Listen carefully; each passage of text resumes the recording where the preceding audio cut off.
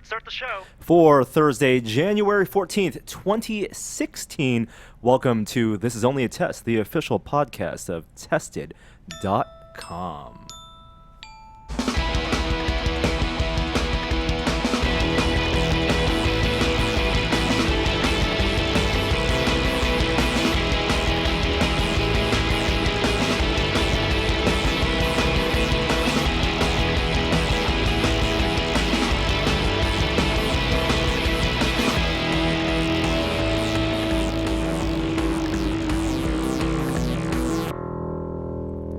Hello and welcome everyone to the first studio recording of This Is Only a Test of the new year. Last week we were of course at CES, but thank you for joining us and thank you for our two guests this week, our two co-hosts. To my immediate left we have Jeremy Williams. Hello. Jeremy, Happy New Year. Happy New Year. How are you doing? I'm well, thank you. How are you? I am doing all right. And to his left, making his first This Is Only a Test appearance in I don't know how many episodes, it's former host of This Is Only a Test, Will Smith. Hey, I like that you took out the implied lie with the "It's Thursday," because we never recorded it on Thursday. We sometimes record on Thursday. Occasionally. Yeah, it was rare though.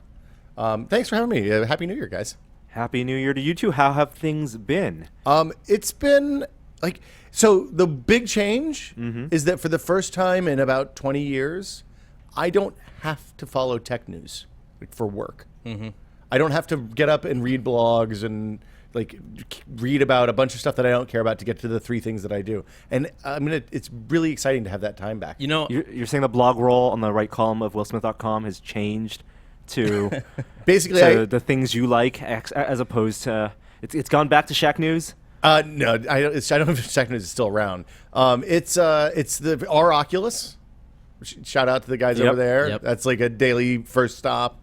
And then I spend a lot of time in Slack talking to people on my team, basically all day long. Wow. And then a lot of time with goggles on, trying stuff out and seeing what works and what doesn't and all that stuff. So By goggles, you mean the virtual realities. the virtual realities. And we will be talking a lot about virtual reality this week. For people who listened in last week, Patrick Norton and I were at CES, and we covered some of the news there, talked about our experience there, but we actually did not have a full-on VR minute, despite there being lots to talk about in the virtual reality space. We save that all for this week. Wanted to get both Jeremy and Will on, but there was some other news, so we will tackle that first. First of all, suddenly and shockingly, David Bowie passed away. Did you listen to the album on Friday when he released it? No, on his 69th birthday, Black Star was released. I've only listened to it once since. have you? Yeah. Is it good? I am not in a position to judge Bowie albums. All right. I liked it. Right on. It seems... It's jazzy. But also it very clearly is a goodbye.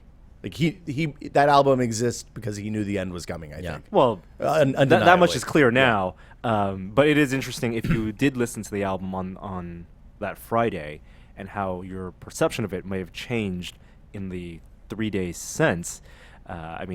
I don't think you could listen to it now and not hear all the subtext. Well, I have a friend who was in a record store on Friday when it came out and they were playing it, and he had a conversation with the clerk who worked at the record store, and the guy was like, "This is really a garbage album. I mean, who would ever release this?" And he was like, "Well, delete those tweets, people. Yeah, get them out of there. Delete those tweets." I was surprised by how much Bowie's passing hit me. In the past year, we talked about, at least on Still Untitled, one of the things we talked about was who are the most and it's kind of a morbid thing to talk about. What are the most significant people in pop culture and whose passing would have the most impact? And we said Robin Williams, definitely one of those people. Yeah. Well, I mean, it was in the context of when Robin Williams died, yes. I think. Yeah. And it was he touched everyone in terms of their connection to him through multiple generations, and David Bowie, I think, is definitely one of those people. I like David Bowie, but the closest I ever really came to being a David Bowie fan was watching The Labyrinth as a child. Or just Labyrinth. Is that what it was? Yeah. Is it good? And Is it worth? I've never seen it. Oh, absolutely. Absolutely. No, it's Okay. it's Dark Crystal, Labyrinth. They're kind of a pair of movies you must watch. Okay. And then later, The Life Aquatic. The Life Wait, Aquatic? he's in the Life Oh, he Aquatic? did the He's music. not in it. Well, he's not. He didn't do the music, but there's somebody in it. I think Sue Jewell, somebody from South America, I think, who sang his songs. Right. Yeah. That's what I'm saying. His music Yeah. was sung in Portuguese. Yes. And That was that's it. That was it. beautiful. Yeah.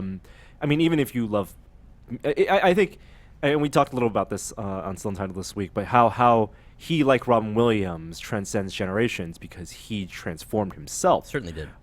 Throughout the 60s, 70s, 80s, 90s, and up till his passing. But, for movie fans, there's Labyrinth. There's, he was in Extras, great comedic role. And The Prestige. The Prestige as Nikola Tesla, great role about 10 years ago.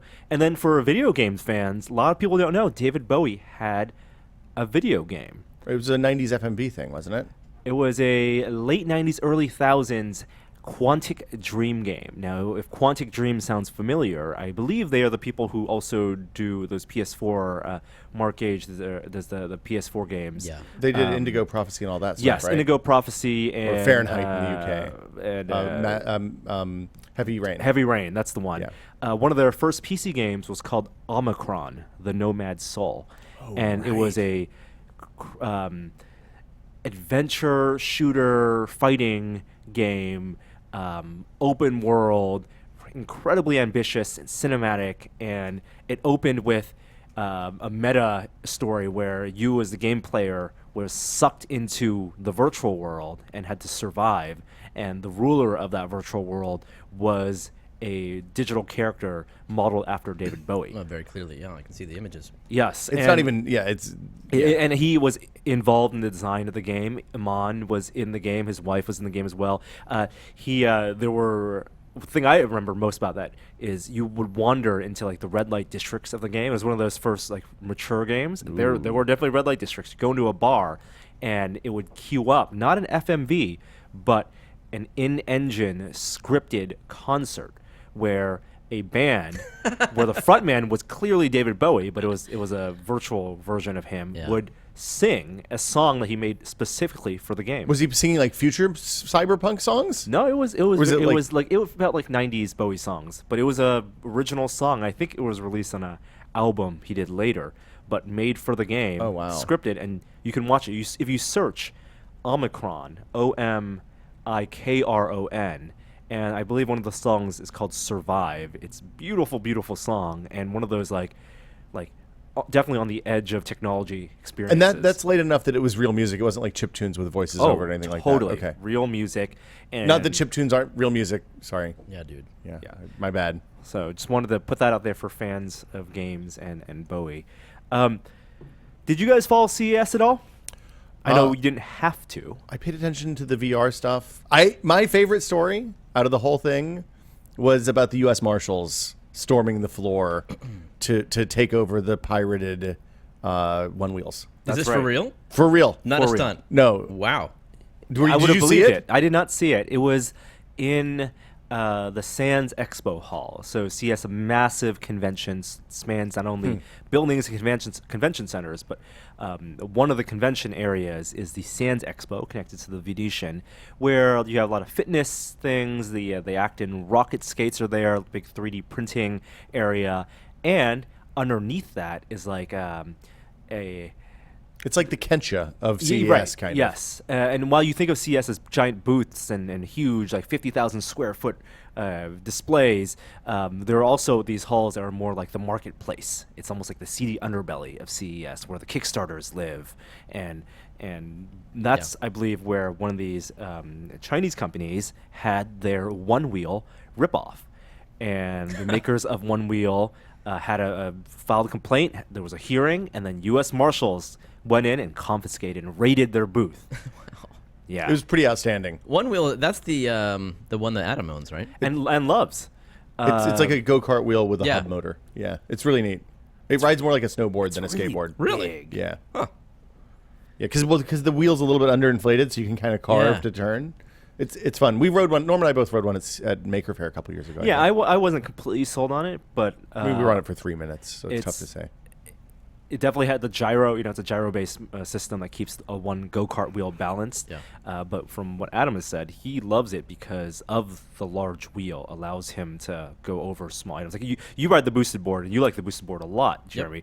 But with that deck and the side wheels and those trucks, you feel every little bump. Yeah. Like you can't go into a pothole comfortably. It's a skateboard. Right. With the one wheel, you can, and there's enough cushioning and give in the wheel to support that. So what else? I saw a bunch of car stuff out of CES. Yeah, transportation, a big thing. Not as many hoverboards as you would think, but a lot of electric cars. So in the geography of CES, the North Hall is typically designated for cars.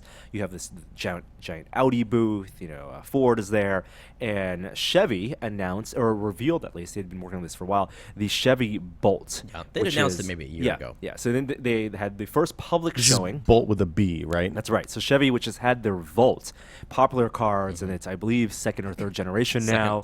Second generation now, but that's still technically, while it runs on electricity, the battery does not have the capacity to go for a long time, and it then pulls into the gas. 50 miles. 50 miles on the battery, and then it pulls into its gas reserves, which then can push it up to several hundred miles. Yeah. A lot of people look at that car, but it's not truly fully electric like a Tesla is. And while Tesla will have their Series 3 car that they promise is being announced this year and will be out, in the next few years or so. Typically 2 years behind. Chevy has a car that will be ready sooner. The Bolt. This year, are they saying? They're saying end of 2016.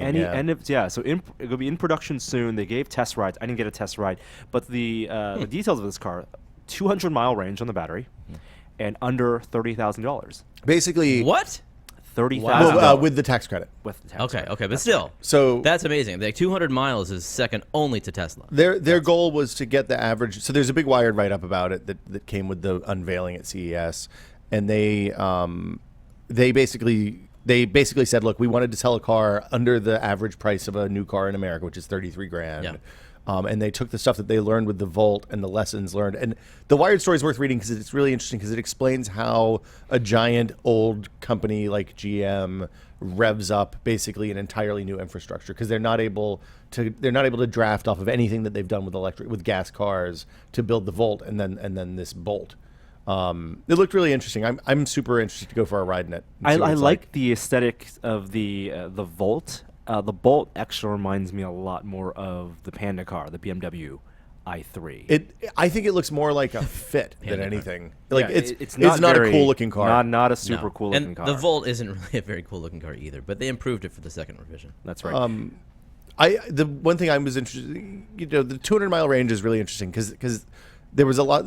Like I said, the Wired article is worth reading, but the thing that they said is that everybody has range anxiety at 75 or 100 miles, which is where the Leaf is going to be this year and where the i3 and the Fiat 500e and all those cars are. It also, they said the range anxiety goes away at 200 for almost everyone. Yep. And then the other interesting note was the Wired thing explained why car manufacturers are pushing electric cars or putting money in electric cars, and it's because their overall fuel economy across the whole range counts on all the cars that they sell. So making the one super efficient that may not sell a ton will get them past the government mandates. But even more importantly, like if the Bolt is a huge success for GM, it lets them sell more SUVs. So they'll lose money on the Bolts, make money on the SUV, and by getting that average fuel it's real shady. The whole thing's a little shady, but it was interesting. Are you guys ready to plan your next road trip based on where the chargers are? I would totally drive across the country in a Tesla right now. You would? Yeah. All right. You can do 80. Absolutely. Oh yeah, both routes, north and south. Across the country, yeah, I guess. But you have to follow their supercharger routes. Yes. You have to that's where you start your planning. You have to stay on 40 or 80. Basically. Only so many people can be doing that run at once. That's right. With the Teslas. Yeah, you can't have a Tesla Cannonball run. Well, no, but the superchargers are spaced so that you can get across on a 30-minute charge on the 80% charge. So it's staggered. So yeah, basically you just plan your meals. You have no choice where you eat. Is the takeaway. Right. You eat where the supercharger is. That's right. Kids, I don't care if you want Taco Bell or not. We're eating Taco Bell again. The fancy diner, the super fancy diner, everyone's going to want to plan their route around that destination, and they only have spots for maybe four Tesla owners. After you've eaten at 16 IHOPs, you're going to be really thrilled when you hit Harris Ranch in Coalinga. That's right. Well, another big, I mean, the Chevy Bolt's hugely important because it's aimed to be a mass market car. It's not a super luxury car, and $30,000 is still a lot of money to ask for any mid-sized car. I mean, we're talking about that's the price of a BMW right there. Well, it's the price of a shitty BMW. Yes, but you're talking about if you're asking someone in America, maybe someone a kid's first car, you can say you can buy an Audi or BMW or the Chevy Bolt. A kid going to college is still going to crave the Audi, unless maybe they go to Berkeley. But it is definitely not in the $50,000 range. Well, here's the other thing about the electrics that people don't think about is that the cost of ownership is way lower. There's way fewer moving parts. There's your price per mile is way lower. Assuming right. you live in a state that meters electricity. I assume in you an don't need intelligent spark way. plugs, right? You don't need. Do you need to get oil changes? You don't need oil changes. Right. You don't need to get chassis gets lubed every 100,000 miles or something. No emissions checks. No emissions checks. So I guess if your parents are buying you that car for college, you'd want the electric car for the low maintenance. Well, except is your dorm going to have a plug? Oh, right. Schools have plugs. I don't know, man. I don't think so, I had to man. park outside for the first few years of college. Yeah, so did I. Infrastructure, still a big problem. Yep. Another big car that was revealed at CES was the Faraday Future. This thing looks fake. This thing is emblematic of CES, the showy product that will not actually be a real thing, but gets a lot of press and a lot of attention and makes a lot of bold statements. And Faraday Future is a Chinese company that wants to compete with Tesla, a lot of U.S.-backed investment. They said they would show off their first car last year, and they did it at CES this year. It's a 1,000 horsepower, 200 miles per hour, single-seated car concept. Is Faraday? So are they a real company? Yeah, it's Like- real. It's. I mean, what they said is that this prototype isn't the car they're going to make. It's the car that is is symbolic of the type of company they are, but they will hopefully have a car by 2017. Their So- website has a photo of one of their engineers wearing a Gear VR. Yeah, that makes me worried. That's how advanced they are. I know. They're developing Hey, the car guys. in VR. I mean, it's a really gorgeous looking fake car. Like it's in the great line of concept cars, like the Plymouth Prowler and the Chevy One and all of those. The best thing that come out of this car potentially is if they ever decide to reboot Batman in the style of 1960s. Totally the Batman. They have a car they could take to make the new Batmobile. You could Tim Burton this one too, really. Yeah. Like this, just like the 1960s Batmobile was a redesigned concept car. I believe was it a Lincoln? This could be the reboot car. This is dumb on the scale of the what do you call it? Like here's the thing: if Tesla came out and said this after they've shipped 50 or 100,000 cars at this point, how many do we know how many cars Tesla sold? Total? Yeah, I think it's over 100,000. yeah. So. Like I would say, okay, Tesla has earned the right to put out a goofy concept car and showcase the car of the future and all that nonsense. Well, but they did start with the Roadster. I mean, they started with the sexy car. But the Roadster and is then they scaled back. it's an Elise chassis. They took absolutely. They took a car that already exists and made it electric. Yes, That's but different than this. why did they choose the Lotus? It was to be sexy. It was to catch people's attention. Probably because it was the lightest car on the market. I don't know. Yeah. I think they could justify selling it for $100,000. Well, yeah. And they needed something to capture people's attention. Yeah. Anyway, this and the other thing the other crazy dumb spoon that makes you eat not too fast thing from this year was the quad company that made the personal transporter. Yes, Like that's that right. that thing. Did you go see that, Norm? No, zero desire to see something that you're going to die in. Yeah. Wait, I want one now. No, you don't. No, you don't. No, you don't. Okay. What is it? Imagine the least safe vehicle in the world is what? Probably an ultralight or maybe a gyrocopter, right? Something you build in your garage, put a lawnmower motor on, hook a couple of propellers on. Yeah. So this is called the company's name is EHang, spelled EHANG, and they call it an autonomous helicopter, and it really looks like a supersized quadcopter, multi-rotor. Actually, it's octaquad. So 4 struts and rotors on top and bottom, and then they slapped on like a pilot seat, But they said they're using quad controllers. speed controllers. Speed controllers, and the brains that make the quad fly. Yeah. We've seen quad flight that is going perfectly well, just all of a sudden for no apparent reason flip over and pancake into the ground.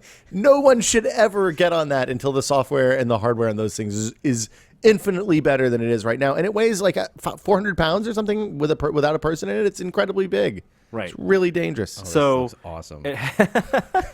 Jeremy Williams, you have children. And you know what? It has basically the same battery life as a quadcopter, about 20 minutes battery life. They say it can go out 10 miles. It is both crazy and illegal to fly in the U.S., so no one has flown it ever. So it hasn't even been tested. You'd have to be airworthy. suicidal. Yes. If that thing flips over, you're dead. There's no parachute system. Like even if there was a parachute system, if it flips over, you're going to be in the ground before the parachute can come out. It is a spectacularly bad idea with really nice renders. They did a really nice job superimposing on these. Well, they these built a other prototype to show at CES, but they never said it flew. Yeah, they've not shown any flights with it. You guys, like 75 years ago, there were people sound just like you about personal, ultralights and Those things are incredibly dangerous too. There's people flying these helicopters all by themselves up there with $400 kits. No, I trust a human to control it much better than something that's inherently unstable like this. This is clearly the future. I mean, right? We're all going to have these one day. In 20 or 30 years when the software is really solid and has no bugs, yes. Yes. Okay. I'm with you there. I don't know. I thought this was short of the funny. anti-grav machine, I mean, it is multi-rotors as the system, and the brains will get smarter, the speed controllers will get better, but it's going to be a long time before any of us feels comfortable riding these on a regular Would basis. you put your kid in one of those? Has anybody ridden this? I don't see any photos of somebody nobody's actually... flown it. That they said Nobody's actually... it's just it's a mock-up with some nice CG. Yeah.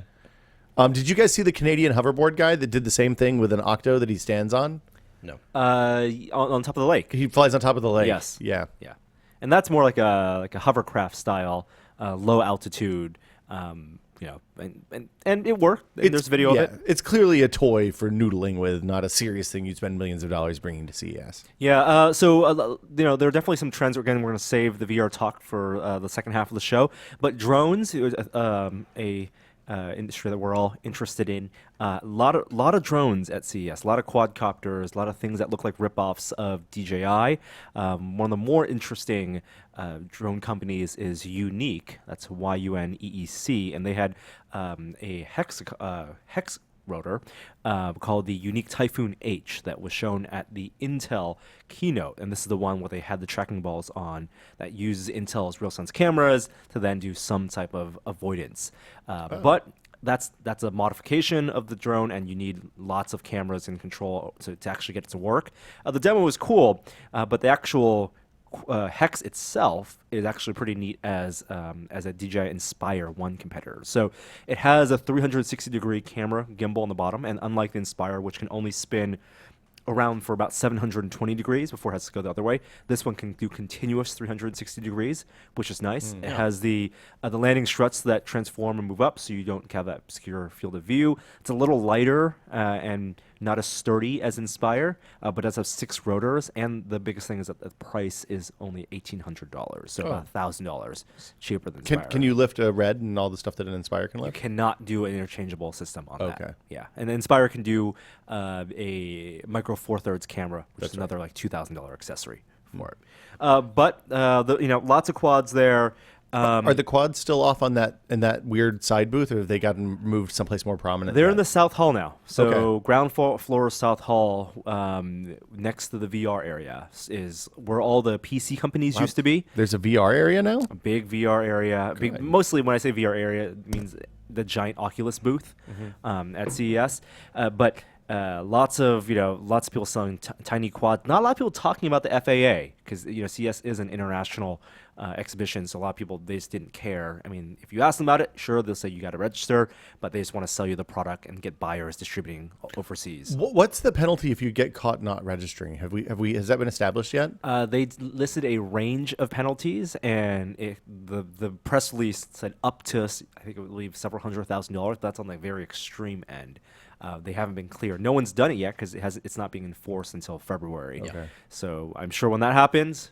But the FAA did actually release a big spreadsheet, so you can actually find your RC plane listed on it. One of the most popular ones, including the Estes ones, even the Millennium Falcon ones. They released a spreadsheet of all the planes that must register? No, of ones, even the ones that you don't have to. So you can find yours, and it'll say yes or no. Oh, I see. And the price. So I assume like all the little nano quads and stuff like that are clear. Are clear. It's just something you're going to fly outside, right? Well, It's all dependent on weight. Yeah. So it's if it's heavier than I believe 550 grams, I want to say. Yeah, maybe 500. Yeah, you're probably right. Half a kilogram, basically. And if you fly indoors at all, no matter what it is, it doesn't matter. You don't have to register. Right. If you're flying indoors. If you're only flying indoors. So, Jeremy, one of your favorite pieces of technology from last year was the Amazon Echo. True. The rumors are that there will be a new Echo coming out in the next few weeks, a smaller version. Okay. Would that compel you to get a second Echo? No. Oh, well, no, because I already have one. I put one in my office because I need to be able to. Oh, you already got a second Echo? Yeah. Yeah. I have one so I can, ask questions and play music when I'm just sitting in my office. So is it the same feature set? Is that the idea? The voice control, the music second playback, all that generation. stuff? Yep. Second generation, smaller.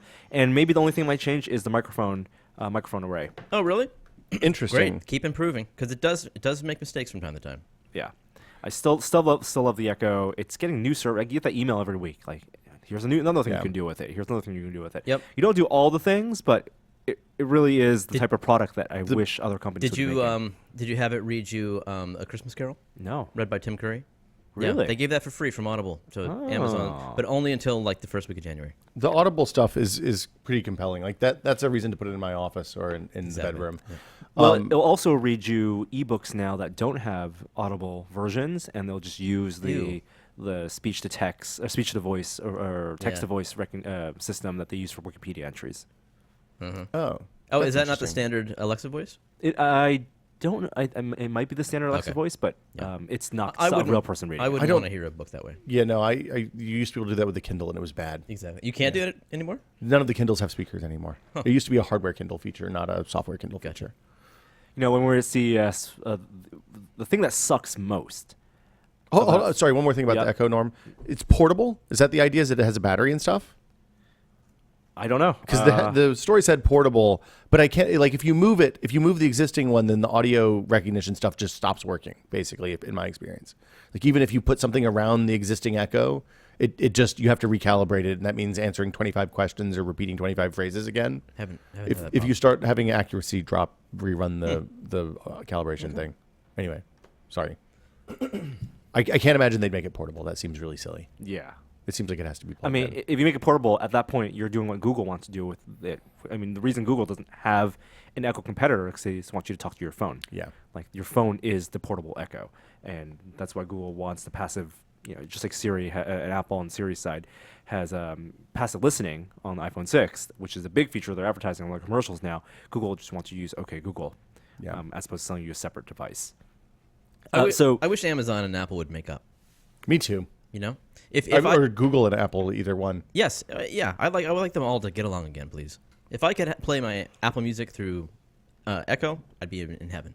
It would be delightful if you could play Amazon Instant Video on the new Apple TV. Exactly. Where do you think they compete the most? Because Amazon's business, while they're huge in retail, most of their business now, half of it, is their web services. Mm-hmm. And Apple doesn't do retail, so the only places they're really butting heads is media. Well, Apple does do retail.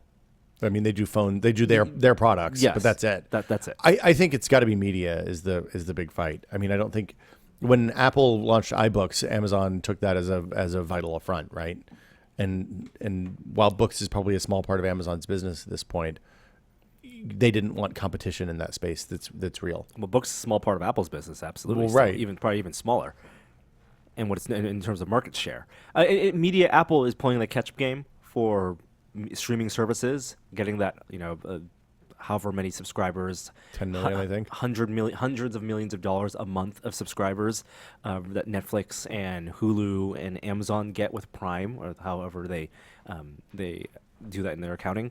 And yeah, it makes a lot of sense for Apple to not want to play well with Amazon, or Amazon not want to play well with Apple if it feels like Apple's going to move in on its territory. Get over it. So, like I was saying, one of the things that we hate most about CES is the cab lines. And we found that in Vegas, there's Uber now.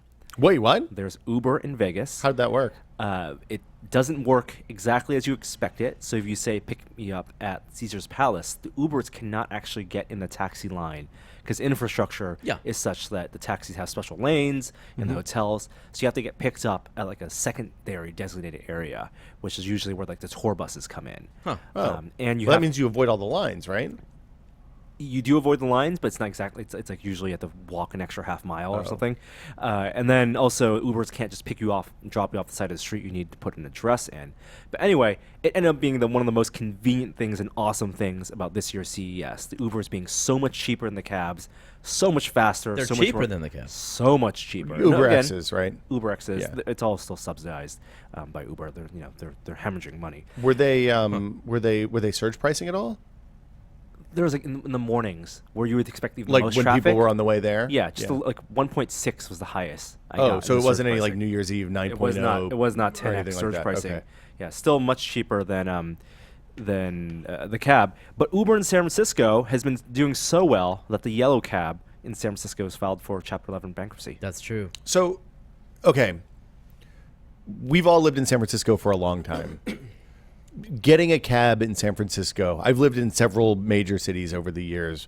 I've never been any place that was as hard to get a cab as it was in, let's say, 2005 San Francisco. Yeah. You'd call the number that dispatches to 5 different cab companies. You'd wait for 20 minutes, and then the cab just would never show. Or, in more than one case, he would just pull up to our house and creep by and keep going because he didn't see anybody. Yeah, Wow. yeah. You know, in cab situation, outside of like big cities like New York, where cabs are part of the fabric of that society, like Vancouver was there over the summer last year, terrible cab situation. Like the cabs just aren't there, and that place they don't even have Uber there Right. yet.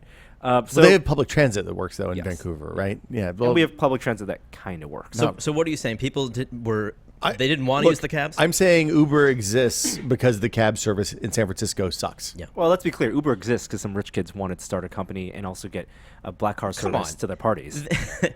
Maybe so, but they provided a better service. Right. We Uber were willing. succeeds. Yes. Because exactly. Like the app is powerful. The fact that I don't have to do any exchange of money, the fact that I can see where the Uber car is when they're on the way to me, that is huge. Well, and the fact that it arrives. Yeah, that's an Like, important detail. Just I mean, the service that they were competing against when they launched in San Francisco was, hey, we may or may not show up, and then it's going to be expensive when we do. And probably the cab's going to be dirty, and like the guy's going to drive. Like I got in a cab one time that tried to make the 5-minute or 15-minute turn on the airport, so that he wouldn't have to pay the $2 to get in and out of the airport if he could get back within 15 minutes. Huh. My house is 17 minutes away if you drive like a sane person, and I had to threaten to call the police on him from the back of the car because he was going down the hill into Pacific at 85 miles an hour in an old Crown Vic. You threatened him? I was like, look, if you don't slow down, I'm calling the police right now. You're going too fast. Wow. You're going to kill us all. You had your family in the car. Just my wife and me. Okay. Yeah. Anyway, like the cab service, New York cabs are good. Chicago cabs are good. I've been in Miami, DC. All have good cab services. San Francisco has had garbage cabs for the entire time I've lived here. And you can hail a cab in Chicago downtown, but Yeah. once you get into the suburbs, you can't necessarily get a cab when you want one. You can call. You can. Yeah, that's true. Yeah. Yeah, but you can't just walk out and hail one. As long as you're calling one, you might as well use the Uber app because it's Well, more now, yeah. convenient. Yeah. Yeah, I mean- there's a matter of convenience, which a lot of these startups try to do, just make the lives of Startups. middle class people more convenient. But there's also just a matter of core competencies for basic services, and in some places cabs just don't cut it. So I'm not weeping for yellow cab here in SF. The thing that frustrates me is that there's no competition for Uber that isn't better than Lyft, right? Yeah. Like I used Lyft for a while, and it's unfortunate. Yeah, a in year lot of ago, you ways. were off the Uber wagon. Yeah, Uber's kind of sleep. They're not a good company, right? They're bad people. They put bad people in charge. Well, my disappointment with competitors like Lyft is that they really try to embrace the shared economy idea, which I don't necessarily need. What do you mean? Like the idea that it's about ride sharing and room sharing. Isn't and it's it about the- building community. Norm doesn't like sharing. That's what he's saying. Uber. Isn't that the loophole that they all work within? It is technically the loophole Yeah. that they all work in, and maybe they have to embrace that for legal purposes, but they really wear it like a badge of honor. Like that's how they're changing the world with this startup. And they're running a business. Fist bump, bro. And just embrace like That's what you just have to fist So bump. I thought and you were lift. driving. No, I was hanging. I was you leaving me hanging with the fist bump. the cool drive. Yeah. One hand over steering wheel at 12. Uber has as bad as some of their business practices are, they have no illusions that what they're providing is a service of convenience and efficiency. And they're not going to ask you to sit in the front of the car. And while the people driving the Ubers are people maybe doing the part-time job thing, and that is in the spirit of the shared economy, it's still like the face they're putting forward is a straightforward car service. And there's no forced social interaction, right? In fact, actually, they take away all of the social interaction. You don't have to talk to the person at all if you don't want to. I just want to say there are good cab drivers out there that are being hit by this probably.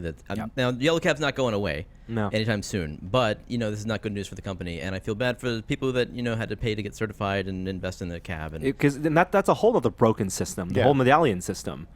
It's like tenure for cab drivers, and a lot of them just took it for granted. Well, and a lot of the problems with the cabs are inherent in that system, like the limits on licensure and all that prevent there being enough cabs on the streets to serve the need that people have at times that they need cabs. So it sucks for the cab drivers, but there is a definite culture shift because you think about one of the benefits of cabs and one of the points of pride for cab drivers is their ability to get you around and their awareness of the city, right?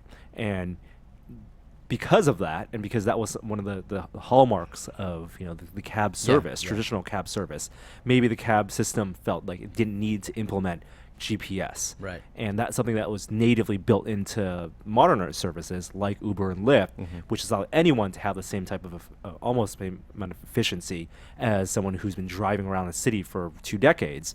And so that's where there's a discrepancy. I got picked up in skill and talent in an Uber on Valencia, and the driver didn't know where Mission Street was. So it's definitely a different kind of But they got you there. They got me there because they have a phone. Have you had a guy? I was in a car a few weeks ago, and the Uber app crashed. Oh, and he had to just pull over and wait for it to come back. So I don't know where I'm going. So it's not great. I saw the Uber driver rate the previous driver 3 stars. Wow, the previous rider. What's your score, Norm? Do you know? It's like 4.8 or something. 4.8. Something like that. Speaking of sharing, Norm, how do you feel about sharing iPads? I know you don't like sharing cars. Sharing iPads is something that on paper sounds like a good idea, but I think and it's a feature that is finally making its way into iOS. So iOS 9.3 will finally implement a multi-user mode, but it's only being deployed for education, right? Which is a place that makes the most sense. And I know sharing iPads also makes a ton of sense for families. If you have one tablet for the kids or one tablet for the kids and adults, and you have different user accounts, it makes a lot of sense to have different home screens, different settings for parental locks. But it's long overdue. Yeah, you say it makes the most sense. I think it makes the most sense for Apple because they can sell more into the education market now, and they can sell more into families because as they have been profiting on, families are buying, passing down additional ones to their kids, using that as an excuse to buy a new one for the adults. Now they don't have to share. They still don't have to share. Right, and I think one of the reasons, at least our thinking, is that Apple resisted putting this into a feature, and something that Amazon and Android has adopted, is because they want people to buy more devices. Yeah. They want the kid to have their own iPad and the parents to have their own iPad. Why wouldn't they? Yeah, so that's where they make the money, the hardware. It's not about the software. Well, anything else in iOS 9.3? Not that I saw. There's that night mode. What's the night mode? It changes the hue and tone of the display based on the time of day. Oh, so like Flux. So that Jinx. So that if you're using an iPad just as you fall asleep, it allows you to fall asleep faster. So it's more soothing. Does it have some sort of like anti-face smashing mechanism? Yeah, right. Like the accelerometer picks it up and it dings deploys a parachute, airbag, airbag for face. No, it's supposed to not trigger certain alpha waves in your brain. I don't know. They're out. There's science. Some new feature. I like Flux. What is Flux? Is that a? How do you know? Flux is a piece of software you install on your computer. A jailbreak thing? Oh, no, and it changes the color temperature of the backlight as it gets toward the end of the day. Oh, yeah. To do exactly the same thing. Yeah, same exact. It's like basically a little warmer. Like that. I love the concept of Flux. I just cannot stand it because. Well, if I edit a photo at 9 o'clock at night, then it means that I'm going to jack up all my pictures. Yep. Yeah, it's weird, though, that they would announce this new beta, given that 9.2 is still in beta. And they had a whole web page set up for 9.2. 9.2 is still in beta, really? Yeah. Wow. I think so. Well, okay. I'm going to count on Jeremy to be on top of the Apple. I don't care about tech news anymore. I'm just here for color commentary. You run beta on your main device? Hell no. Okay. I don't run beta on anything anymore. Well, I know, Will, you're on Verizon. Jeremy, Yeah, yours. 9.2. It's out. It's out? I read that it wasn't. Am I up to date? Because my Bluetooth is messed up. Well, let's not update our phones mid-podcast. Update it live, man. So Run that's it the best live. experience Sorry, for you were about to- everyone. You were going to segue. Are you on AT&T or are you on Verizon? I'm AT&T, but I'm thinking of changing because they're raising the price on us grandfathered in unlimiteds. Well, they did finally raise the price last month, $5 per month on grandfathered unlimited plans. But they're also now starting to let people who don't have the unlimited plan jump on to an AT&T unlimited plan. There are a couple catches. One, you have to be a UVerse or DirecTV subscriber. Well, that rolls out everybody here. Yep. And then two, it's also $100 a month just for the data. How are they not going to get in trouble? So basically, you're buying a 20 gigabyte plan, 18 gigabyte plan. Well, for what $100 a they've month. said now is, while it's still technically unlimited, at 22 gigabytes, if the network is congested at that point, you will get slowdowns. So is this 22 gigabytes for one person, or is this across the whole family? And so pool? this is it's across the entire family pool. But this is where the plan could be useful is if you have 4 lines and you want to get a family on this, then I believe it ends up being $180 or something for 4 lines for technically unlimited with possible slowdowns in congested areas. That's actually not a bad deal at all. No, that's especially if you're like in a. So my parents live in a rural area that's not served by broadband, but they have good AT&T coverage. They could easily do a family plan, put a MiFi or just a USB modem on a router. They get DirecTV, and then this is their internet connection for their house. Absolutely. Yeah. Well, that's something that came back, but something that's still not out yet and actually may not come out well, we're worried that may not come out is, of course, Half-Life 3. Are you guys checking your version numbers on your iOS? So 9.2.1 is still in beta. Okay. We were both right. Fist bump. Right on, dude. Yeah, drive that steering wheel. I like being over on this side. I get to fuck off a lot more. So, Half-Life 3, everyone asks where it is. Well, It's not a real thing, man. I Look, don't- I'm a Vive developer. I know. I'm an expert. yeah. You've looked through the source code. I have the. You've parsed through all of it. There's no hints whatsoever. There's Half-Life not 3. a single 3 in the Vive driver source code. I looked through the whole thing. No. Well, Mark Laidlaw, what I've been doing for 2 months. confirmed to a fan that he retired. Who's Yeah, Mark that's Laidlaw? about The writer of Half-Life 1 and 2. So- and the episodes. And the episodes. Oh boy. Mm-hmm. The lead writer. Yes, the Now, lead he writer, was yes. originally the only writer on staff, but they've since brought on more people. Well, Chet Yeah. and Eric Yeah. and those guys. But I mean, that means that theoretically, the only person that knows what happens is gone from the building now. Wow. I wonder he wrote it on a if he whiteboard? left, would he be prohibited from sharing what he would have wanted, where he would have wanted the story to go? Dude, you're totally working on the wrong premise here. The game is already designed. It's written. He left because it's like his work was done. That's a very optimistic way of thinking about it. That's the only way to look What at do you think he wrote? Episode 3 or a full Half-Life 3? Full Half-Life 3. They can't do an episode 3 at this. I would love it. Do if you they did an remember how episode 3 at this episode point. 2 ended? Yeah, it's the biggest, huge cliffhanger. Huge cliffhanger. Everybody dies. Giant cliffhanger. Gordon Freeman is on the moon with Wheatley. Nope, What? that's not it. I don't remember Nope, that. Nope. Yeah, I think there's a you're portal conflating. gun, and he's on the moon, and yeah, it's a huge cliffhanger. Big things happen. You have that terrible fight with the Striders and the football. Yes, that is what happened. Yeah. that was a really fun sequence. No. Wait, I remember football at the end of Duke Nukem. No. You have to cannon the bombs. bombs on the back of the Striders Using the gravity gun. This is the worst sequence in the game. I have to play that again. No, Half-Life 2, Episode 2. But really Alex's long. father, the scientist. Yeah. Doesn't he die? He dies. That's what I remember. Man. That's the big moment. I thought that was the Wow, What it's been out for like 8 years. people are gonna be pissed. Do you remember his name? end.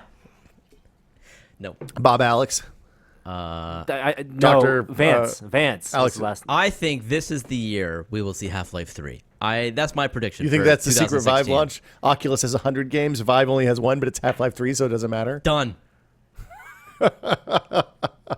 Maybe all the Vive games are being made are just like Black Mesa science experiments. Restaurant simulator. It VR lives inside the simulators world. and then the Steam UI that you walk out of Guys. ends up being Black Mesa. Steam is Half-Life 3. What? All those Steam game sales, it's all in there, Oh my man. gosh. It's all hidden. Read between the lines.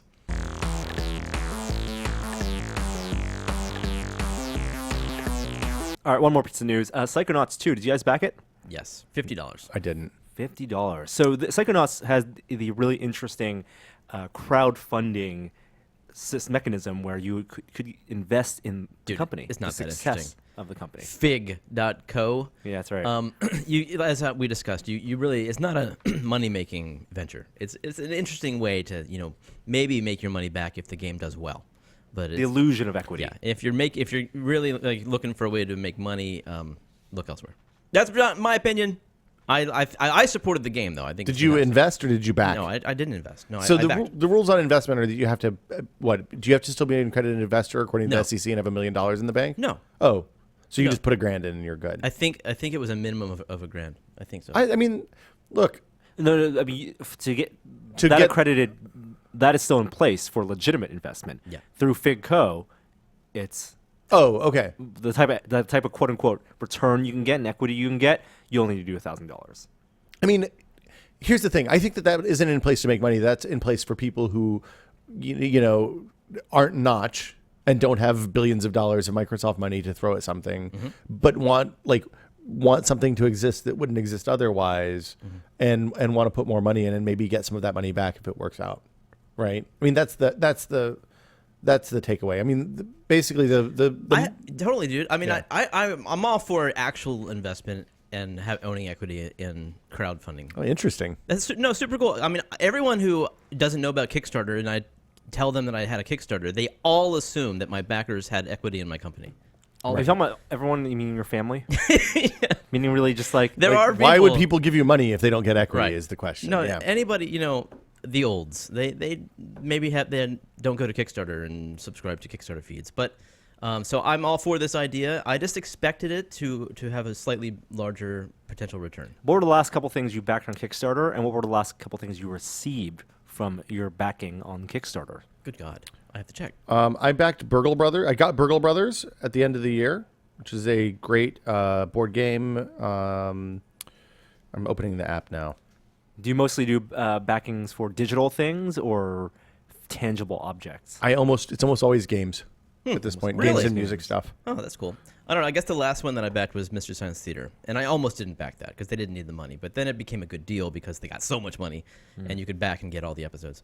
My Masters of Pixel Art book, Learn to Make Games in Unreal and Unity. So books for you, book media. That's a video course. I got the books for. Did you book the game book Kickstarter? I don't know what's the game book. It's secret games or something. No. They released their the first of the 5 books for Shadows of the Colossus and stuff like that last year. Oh, neat. Boss fight books is what it's called. I Oh, think. cool. I backed Secret Hitler, and a couple of books, and One Night Ultimate Vampire. Got that pretty quickly, and some albums. Yeah, I feel like I still like backing tangible objects more, whether Yep. they're books Well, or the NASA or- book would have been the last tangible object I backed. Yes. And that hasn't been shipped yet. No, it's estimated in March, and I backed the Chief O'Brien at Work graphic novel. I like the T-shirts that you get from Kickstarter. Yeah. But the last thing I backed was actually a drone claw for Oh, I saw that. quadcopters. So that was an interesting design because it was passive.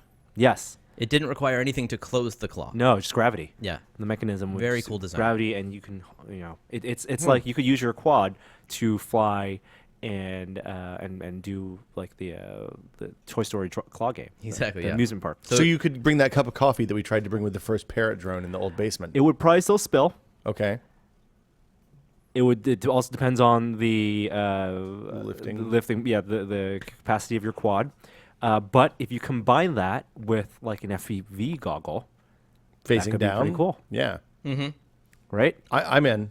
If you want to do something dumb. I mean, my next purchase, the thing that I want to test next, is the Avant Glyph, which is something we also saw at CES. It finally is out. I really like what this company has done because they released they announced a product that was essentially, and this is around the time that Oculus showed the DK1, but they announced an HMD that was going to compete with those Sony terrible headsets. Yeah. Right. You put on the HMZ one. The HMZ one. You put on that headset, and it gives you the illusion of watching like a 100-inch TV in front of you using an OLED display. And Avegant, they were using that DLP technology, but only had like 720p resolution. And while the pixel fill was really nice, it wasn't wide field of view. And it was like with things like the Rift coming out and the Vive coming out, like why would you want to spend $600 on this product? Well, they've completely pivoted now, and now they're trying to get people who own quadcopters to buy it because then you can fly with a HDMI cable directly plugged into your transmitter, and you can see what your quad sees. And is the latency such that it works? Well, if you're not racing a quadcopter, then yes. Oh, so if you just want to do like high-level aerial photography and stuff like that, it's a good way to Absolutely. view that. Okay. And because they have accelerometers built in and gyros built in, you can just download a compatible app, an SDK-developed app for the Inspire 1, for example, and you can use head movement to move the camera. Have you tried that? Yeah, we did it at CES. How did it make you sick? No, it didn't make me sick at all because I wasn't flying the quad at the same time. Someone else was flying the Inspire, and I was just controlling the camera. So there was a little bit of latency on the camera, on the movements, I assume? Yeah. But if it didn't make you sick, that's pretty good because you're usually pretty sensitive to that stuff. And at that point, you're just thinking of your head as a joystick remote Yeah.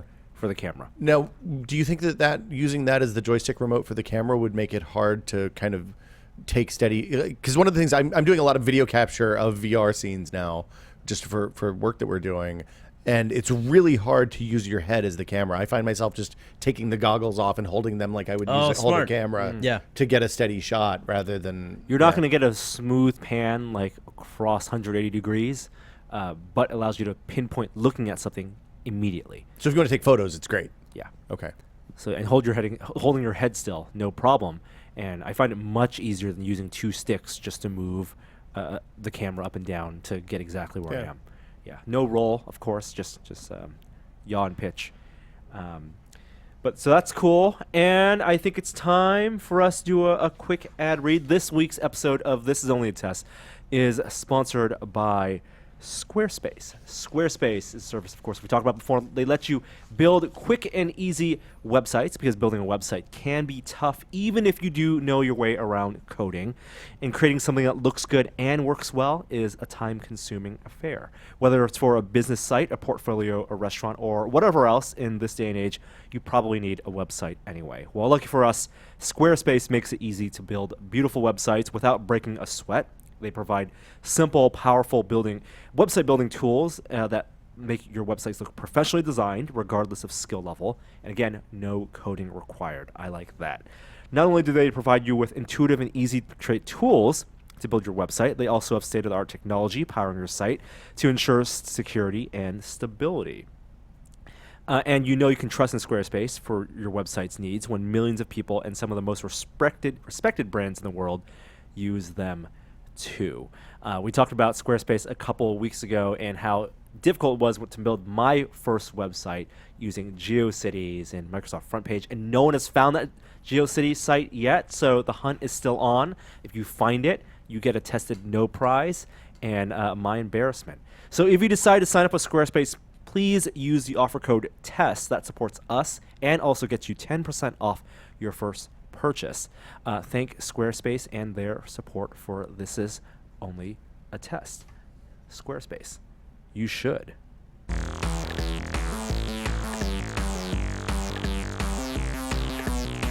Hey guys, you ready to talk about VR?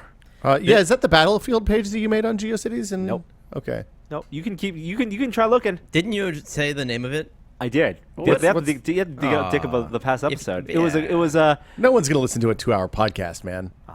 What was the name of it? Come on. Norm's GeoCities page? it was not Norm's GeoCity. Norm's page. Internet Home? I'll tell you. Are you Googling? No, I wouldn't do that.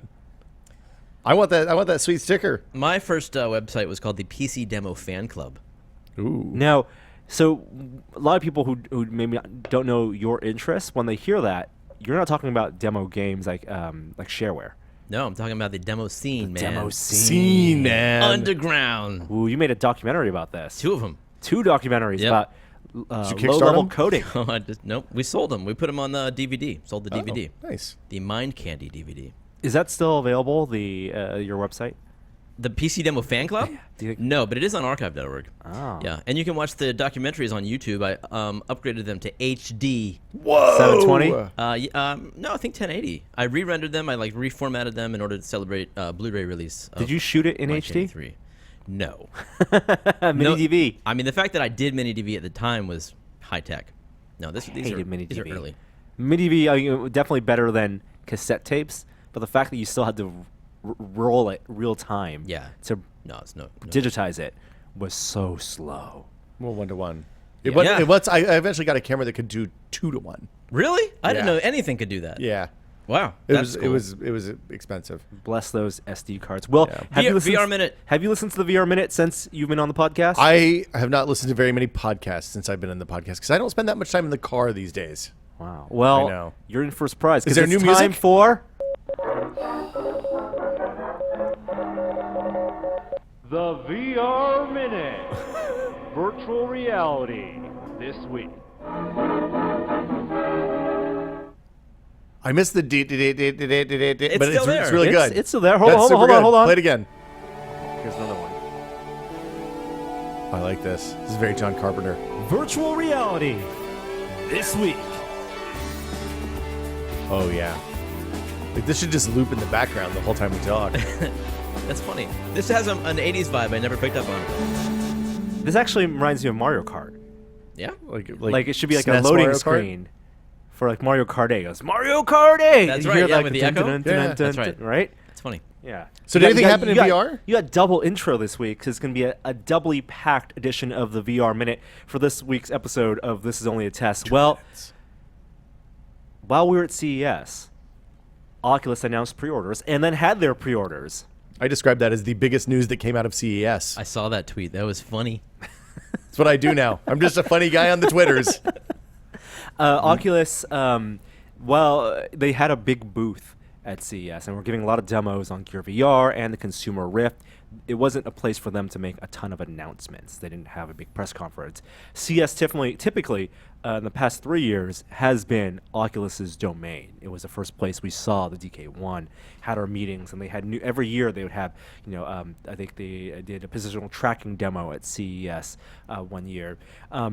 But of course, there is Oculus Connect now. They can do their own private events. And HTC Vive, actually, while they didn't have as big a presence on the floor, had more news and more product to show. So Oculus instead decided to do, well, their pre-orders. And they announced on the Monday of that week that the pre-orders would be coming Wednesday morning, 8 a.m. And no pricing was announced with their pre-orders, which is, to be fair, a standard practice. I had my Typically- $400 ready to go. well, I was all my in the ballpark of $350, all ready to go as well. And then Homer Lucky, as leading up to Wednesday, started tweeting a lot. And the tweets actually, for people who follow the hardcore, the VR enthusiasts who follow the scene, the subtext behind the tweets were that it was going to be more than you would expect. I think if you look back into December, he was starting to drop hints. Exactly. Yeah. And there were a ton of speculation. I think everyone hoped that it would be in the $400 range, the price of a new console. For example, the DK1 was $300, DK2 was $350. I might be off by. No, that's right. And we're hoping in that range. And there were interviews with Palmer before where he said that while Facebook, because Facebook bought them, they would have the money to subsidize a lot of the cost, and also it would also be in that $400 range. Same Ballpark of the $350 to $400 range. And Brendan Arib, who is CEO of Oculus, said at Wall Street Journal's their All Things D conference that to an all-in PC for playing the Oculus would be $1,500. Yes. And that got a lot of news, and people are like, "What? $1,500 VR? That's a lot." But of course, that includes a new PC. With a mid-high end graphics card. Yes.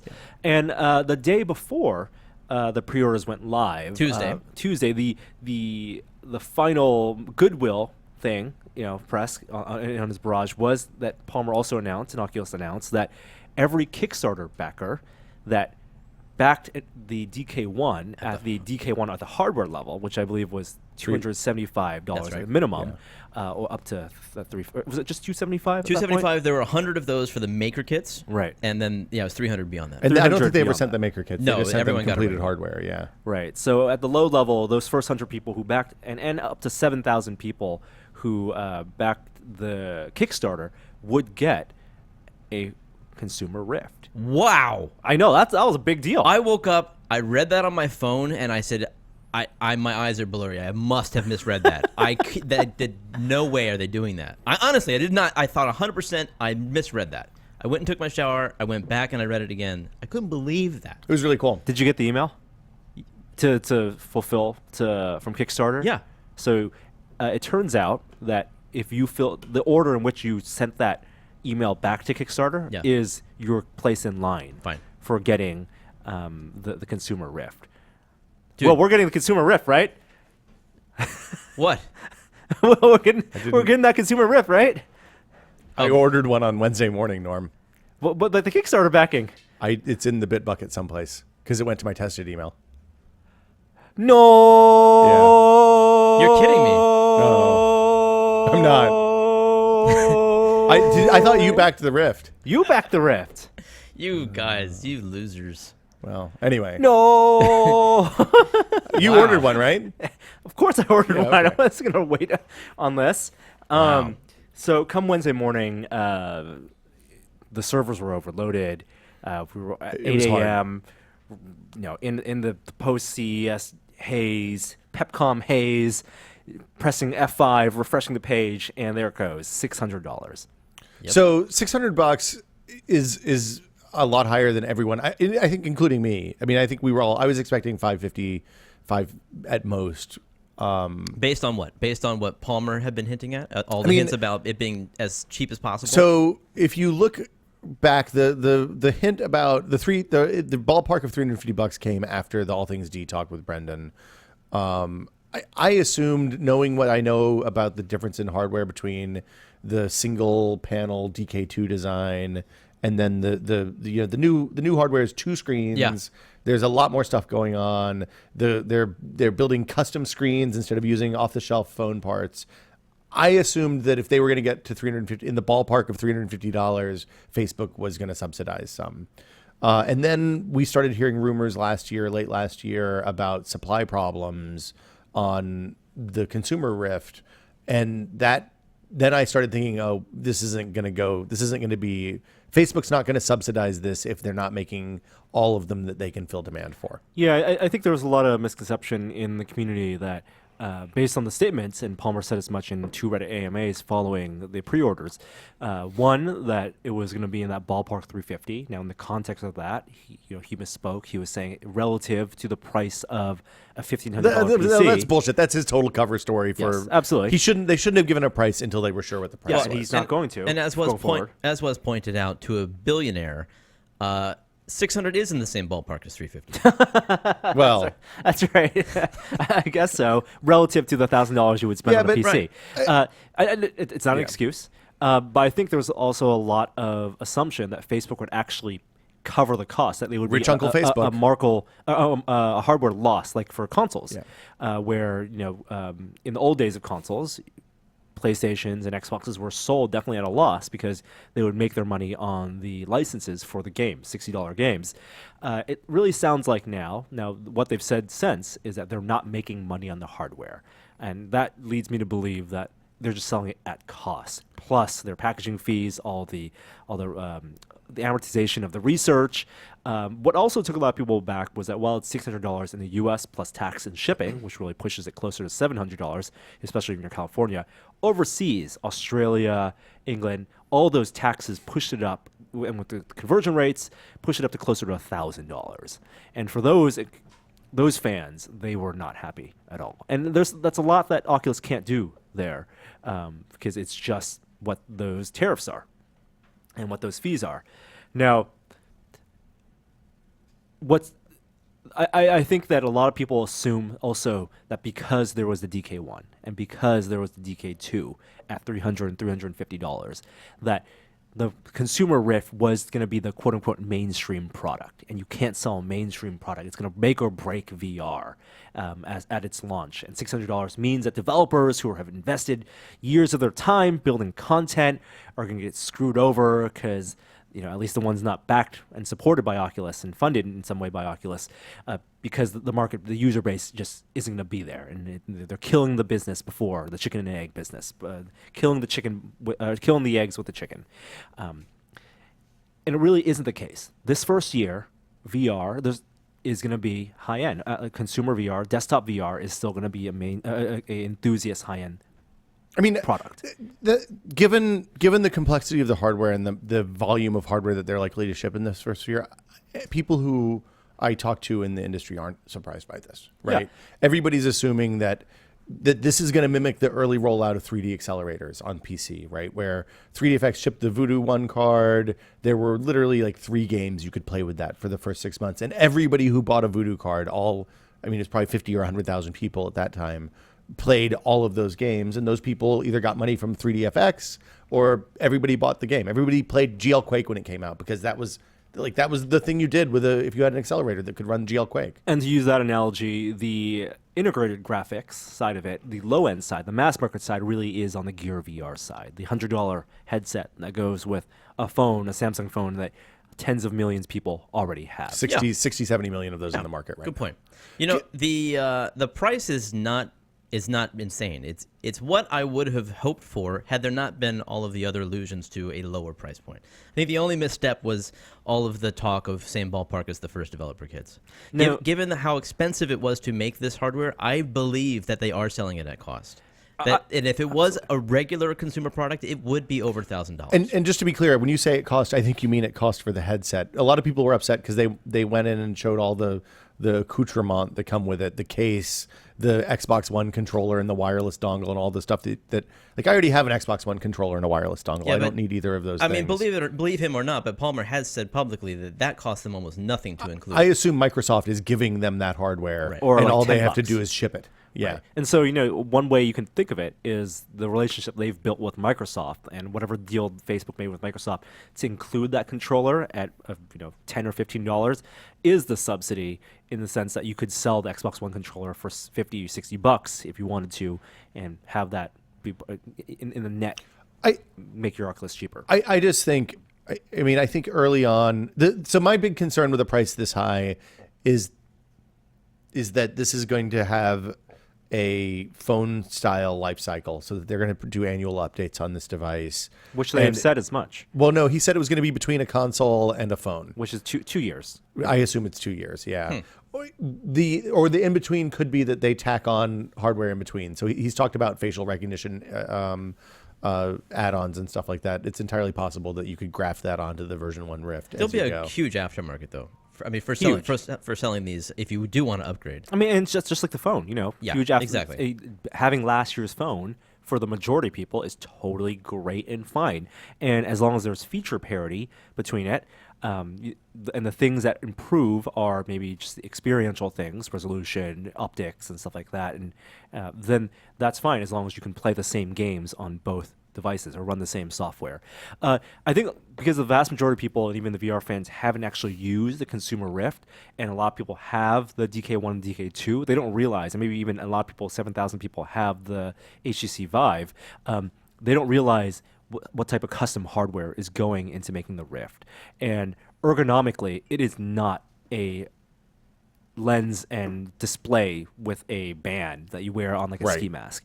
It is really custom. Like there's the amount of effort and design they put into making it comfortable, and from the hat wearing, this rigid straps on the side to the cloth mesh on the headset for breathability, to reduce fogging. Like all of that helps so much.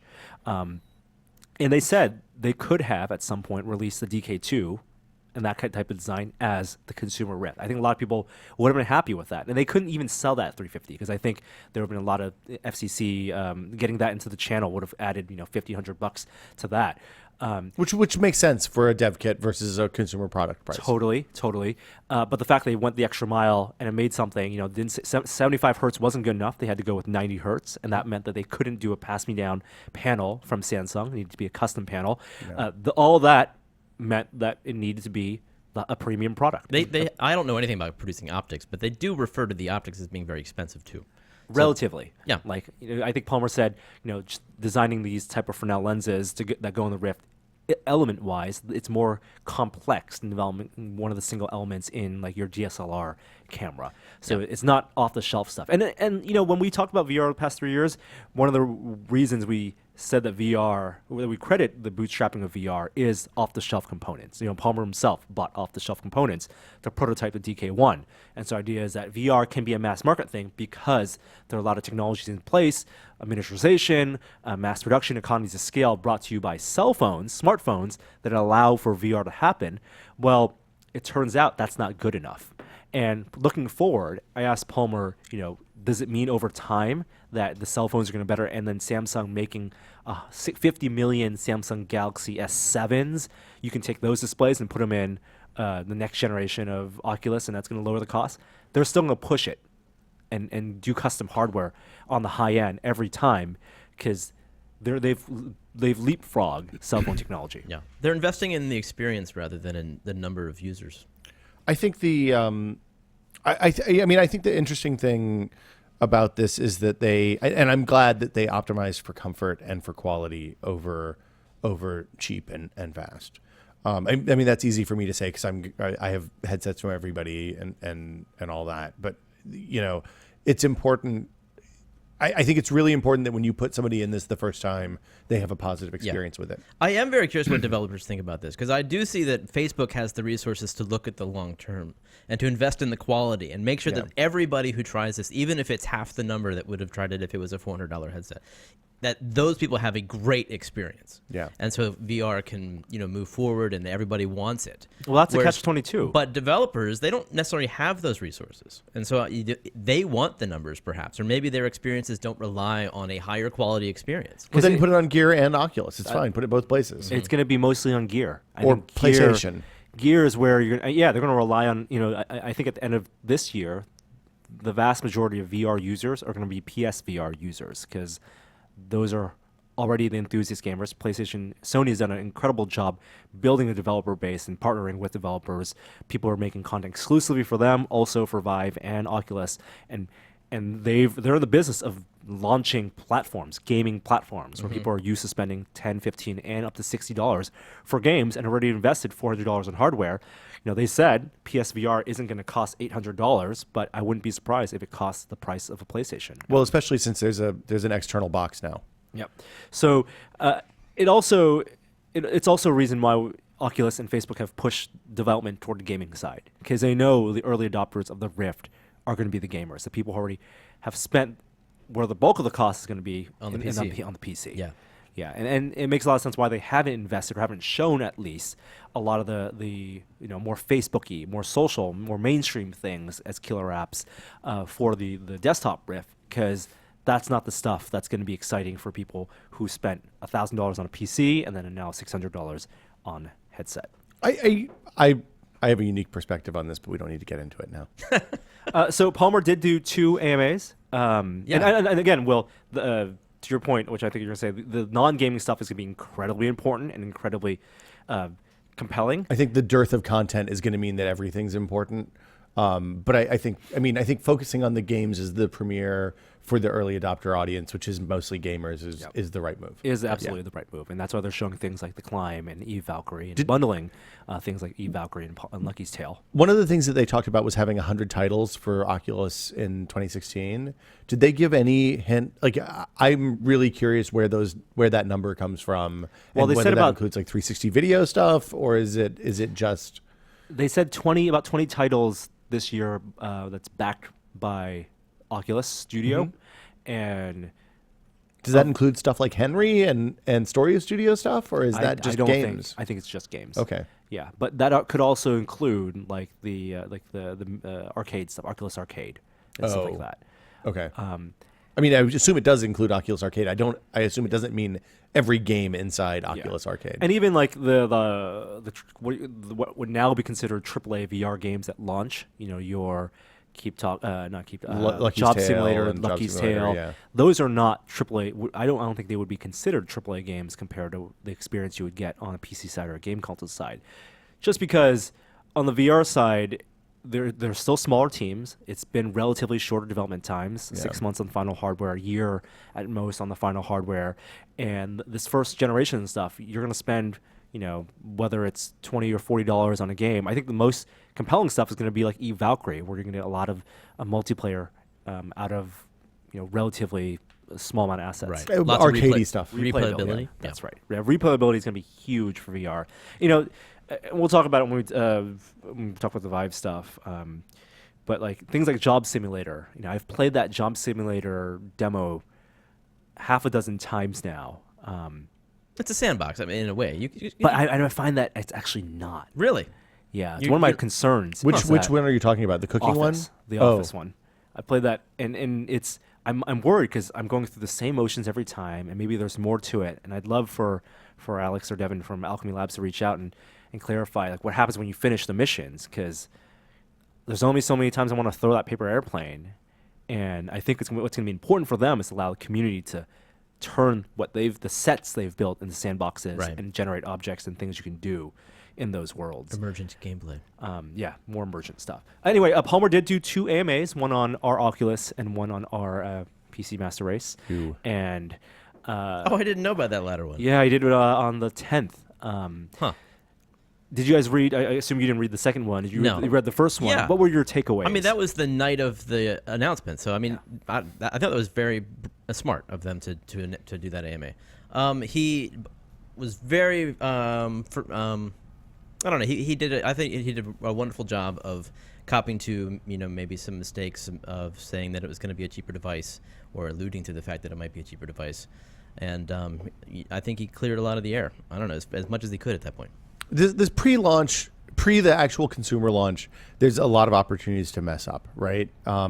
If you look at like the launch of the iPad and the rumor mill that circled around that for ages, and then the announcement followed by a 3-month lead or whatever it was before you could actually buy it, you won't see that. Or sorry, the iPhone had an announcement followed by a 3-month wait, and you won't see that for the next version of this hardware, right? They'll have an event. You'll be able to pre-order it the day that they announce it, because they don't want to eat into sales for the previous version while people are waiting for the new version. Yeah, and they obviously haven't announced numbers on how many they've sold, but they said it has exceeded their expectation. I think he said they sold what they expected, the pre-manufacturer launch day Oculuses within 10 minutes, and they expected it to last a few hours. Yeah, So- everyone. The only thing they said publicly is it's exceeded expectation. They sold a lot more than they thought, even at that price. Maybe taking into account that price, and who knows what that means for manufacturing. I mean, this has basically been ready since last September, and they've been churning them out. The thing about that is, if they're supply constrained, it's in everyone's best interest, the developers, Facebook's, Oculus's, and you guys, that the people who buy those first wave of headsets are people who are actually going to use them constantly. You don't want somebody who wants to buy it and noodle around with it a little bit and then put it in the drawer until the next game comes out, because you need people in that ecosystem buying games and spending time in them to validate that experience for the next round of people, and to show people why you want VR. So like, the high price sucks, but I think it's going to be okay. Yeah, and I think one of the interesting things that Palmer also talked about in AMA is they are looking very as focused as they are on this launch. They are already thinking about next generation of Vive, and they have acquired teams that are developing technologies. Rift, you mean? Next generation of Rift, and they've acquired teams that are working on things that are promising that you won't see for this or maybe even the next generation. But they're very, they have one of the biggest teams working in consumer VR right now, which in itself is unprecedented. Yeah. 400 people? 1,000. What, at Oculus? I think so. Across all 3 campuses, yeah. Wow. What did you try the hardware on while you wore it, right? So is it any different from what we saw at Connect? Not that I could notice. So still as uncomfortable with glasses on? I don't wear glasses with the Rift. Now, one of the reasons is they didn't let me change out the facial interface. What do you mean? So the gasket. Oh. They will have interchangeable gaskets for glasses, and Palmer said that it's about glass width is the issue. If your glasses are super wide, then they may not fit that well. Are your glasses super wide? I don't Did you know. ask? No, Okay. He says people there have wore glasses, but the height is not a problem. If you have tall glasses, that would be a problem. And that's not surprising, because it doesn't actually cup all the way I'm going down. to go to Warby and get a pair of John Lennon circle glasses, I guess. Or Steven Spielberg. Yeah. What So They also showed the box off, which has the case. The case, yes, the Cool. shipping case, which looks neat. There's an Xbox controller, which is actually mounted onto the lid. Yeah. There's a remote now. What's the remote do? Now that was pictured in that leak. Remember before they Yes. actually leaked the what was it? The CB1. Yeah. There was in that leak this remote, and then they didn't show that. So now they finally have it. They finally have it, and the remote isn't motion tracked at all, but it really is a way to interact with Gear VR software on the Rift. So so you don't have the button up on the side. So you don't have the button, because you don't have the touchpad. But it is swipeable. It is a touchpad that's swipeable. Yeah. So and you have a back button, and it's it's performance parity with the Gear VR. Smart. So which is needed. presumably some of the 100 apps we're going to see are Gear VR ports that came over to PC. I absolutely believe it. Yes, absolutely. Is there room for the touch in the case? While Palmer did not explicitly confirm it, I would say yes. You'll maybe get a different insert that you can put in, and we'll hold that stuff. Look at watch the interview I did with Palmer, and look at my hands when I mentioned asking about the touch controller for the case. Watch your hands. Watch my hands. Okay. It's very specific. Very, very, I don't very know, mysterious, Norm. I think the Oculus is planning on doing their own quote unquote unboxing video and coverage with this, so we couldn't. While they wouldn't let you pick it up. We couldn't go through the box on camera and stuff like that. But I mean, All right. it was a thing that he was so obviously ambiguous about that it's got to be there. Okay. Somebody's thinking about it at least. Okay. Someone has thought about it. Okay. Okay. So Vive. Let's talk about HTC Vive.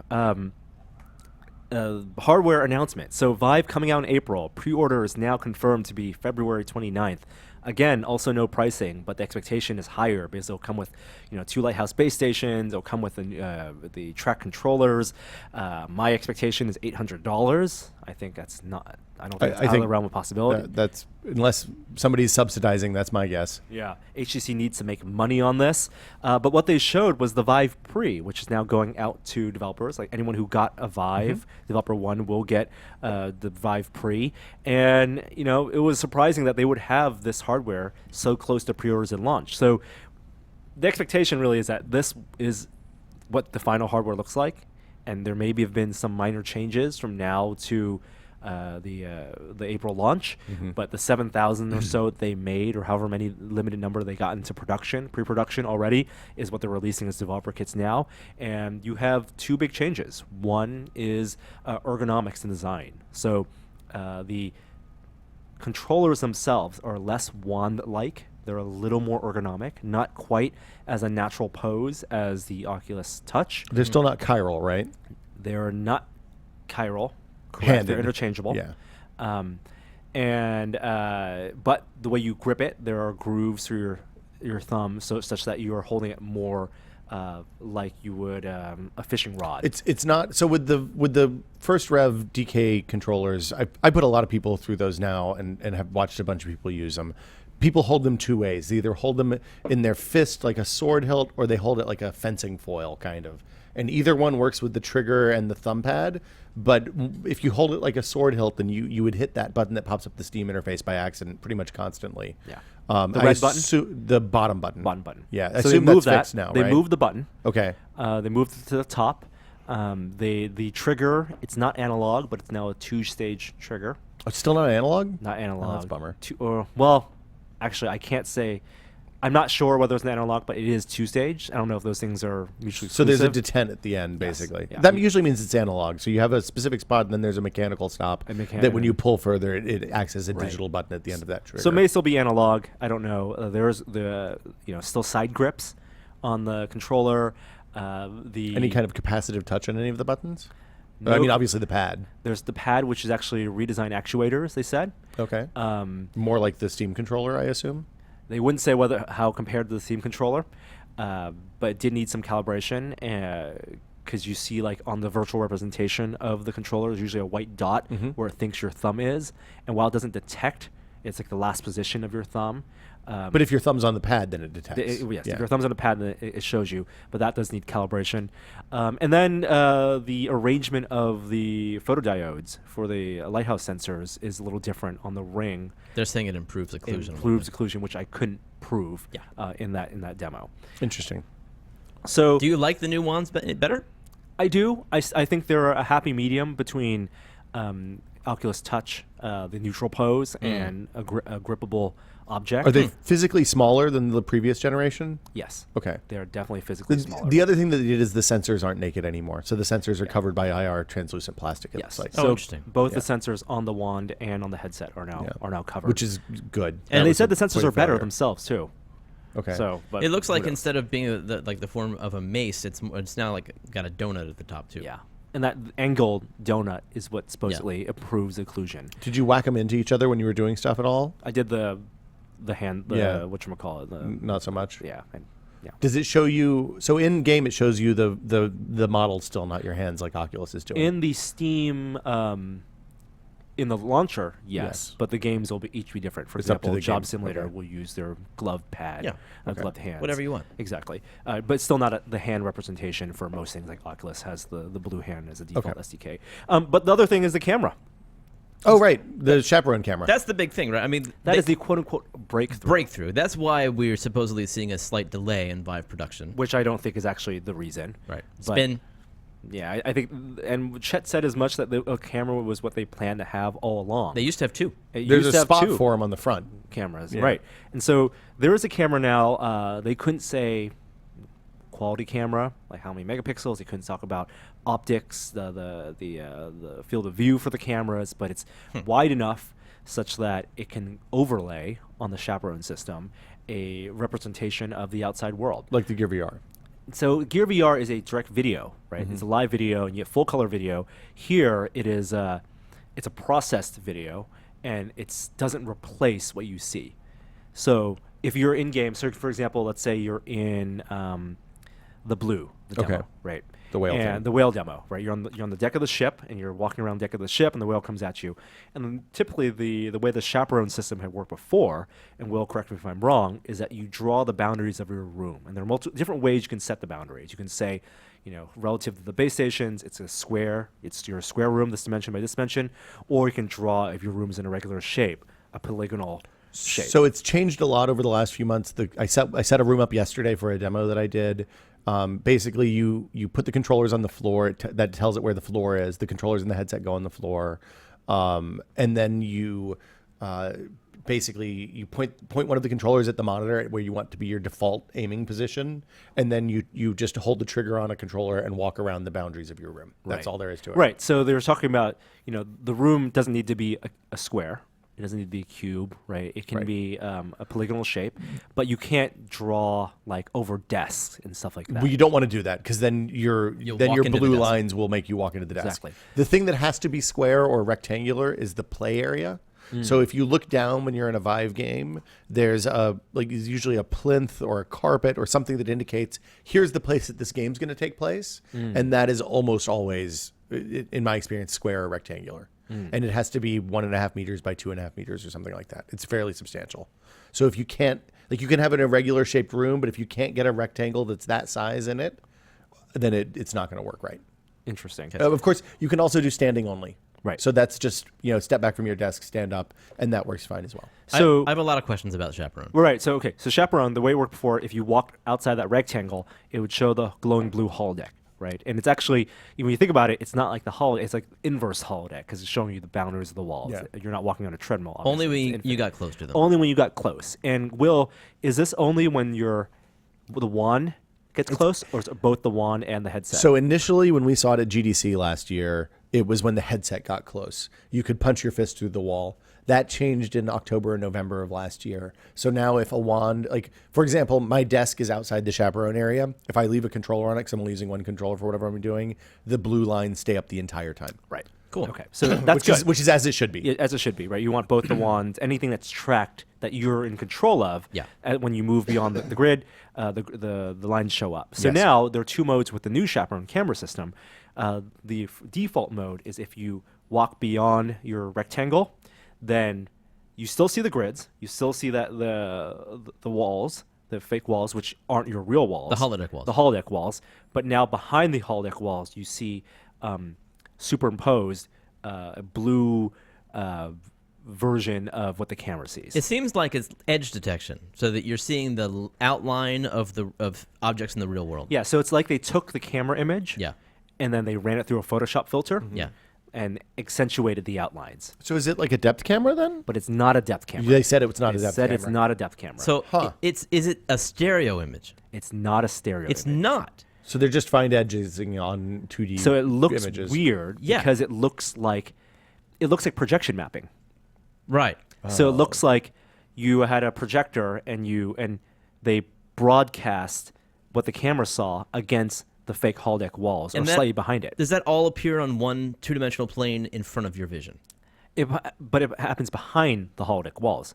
So you still see it's Yeah. that's why that's the illusion of depth there because it's all in virtual space.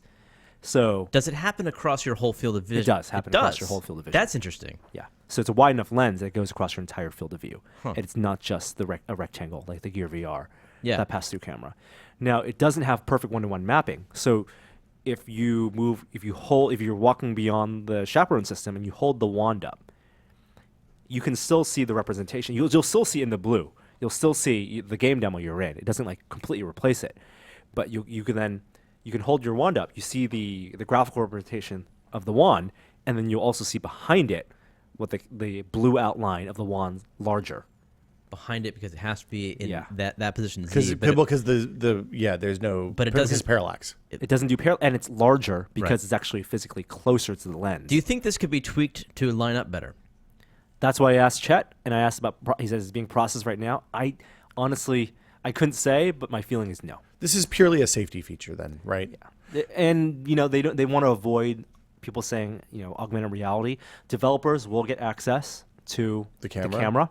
if they want to use it in game, but they're really building it as a safety/comfort So, feature. so my question is it good enough that you can look down and find your keyboard if you're using, or find a window on the screen of your computer? So there's two modes. Okay. The one mode is that the blue line pops up when you walk past the chaperone. If you tap, I believe the headset. There's a button on the There's a headset button or on something? is there a button on the headset? Actually, no. I think it's a button on the wand. I'm confusing with the Ovigon. If you tap a button on the wand or double click something, then you get what is the equivalent of the Gear VR pass through, which Okay. is, but it's still a blue outline. It's still not live video. Interesting. But now it'll stay on for as long as you want, and that's your where's my keyboard, where's Yeah. my mouse moment. But then you still can't see the monitor. But you can't see what's on the screen monitor. because it's just edge detection. Okay, and if you're reaching out for your keyboard, it's not going to be where you think it is either because it's not lining up with It's reality. not lining up. So can you see your real hands? You then have to sort of remote control your real hands onto the keyboard in a way that's Yeah. Well, no, but you should be able to see. You should be able to see the outline of your hands. that's what I mean. It's Yeah. relative, but it's relative. But it's not going to be where your brain thinks it is. Like right, if- because you're holding a track controller. Oh man, I can't. Like the thing that bugged me the most So was that weird. the track controller, which is your pitch perfect representation of your hand, Yeah. it's not an optical representation of your hand. The track representation of your hand is different Is from the better than the optical. camera. It's better than the optical representation because of the field of view and because they're only using one We just lens. need gloves. That's the takeaway. It has to be gloves. So you'll still be able to, if you Weird. hold both the wands in one hand and you use the pass through and you use your hand, you'll find your keyboard because they're relative, keyboard and hand relative to each other, no problem. But your brain's gonna feel weird if you try to grab your controller again. That's so weird. So you have to just basically turn off. You're looking at the edge detection thing and only reach for the controller that's rendered. Is what it seems like. yeah, unless you can't, like if you're grabbing for a cup. So one of the things I've noticed putting people through this is some people have a really hard time with being able to see the controller, but not being able to see their hands. I don't get it. Like when you hand, when you do put something in a Vive demo the Oh. first time, you hold them the controller and they reach out to Yes, grab it. I see And what then you they mean. can't, like, they ride up too high That's and end weird up with for their them. thumbs way up at the top where the crown is instead of on the pads. That's the opposite experience I had with the first time I did the Vive. It's a people who play games versus people who are good with a gamepad versus people who aren't. Is what I Interesting. think the gap is there. yeah.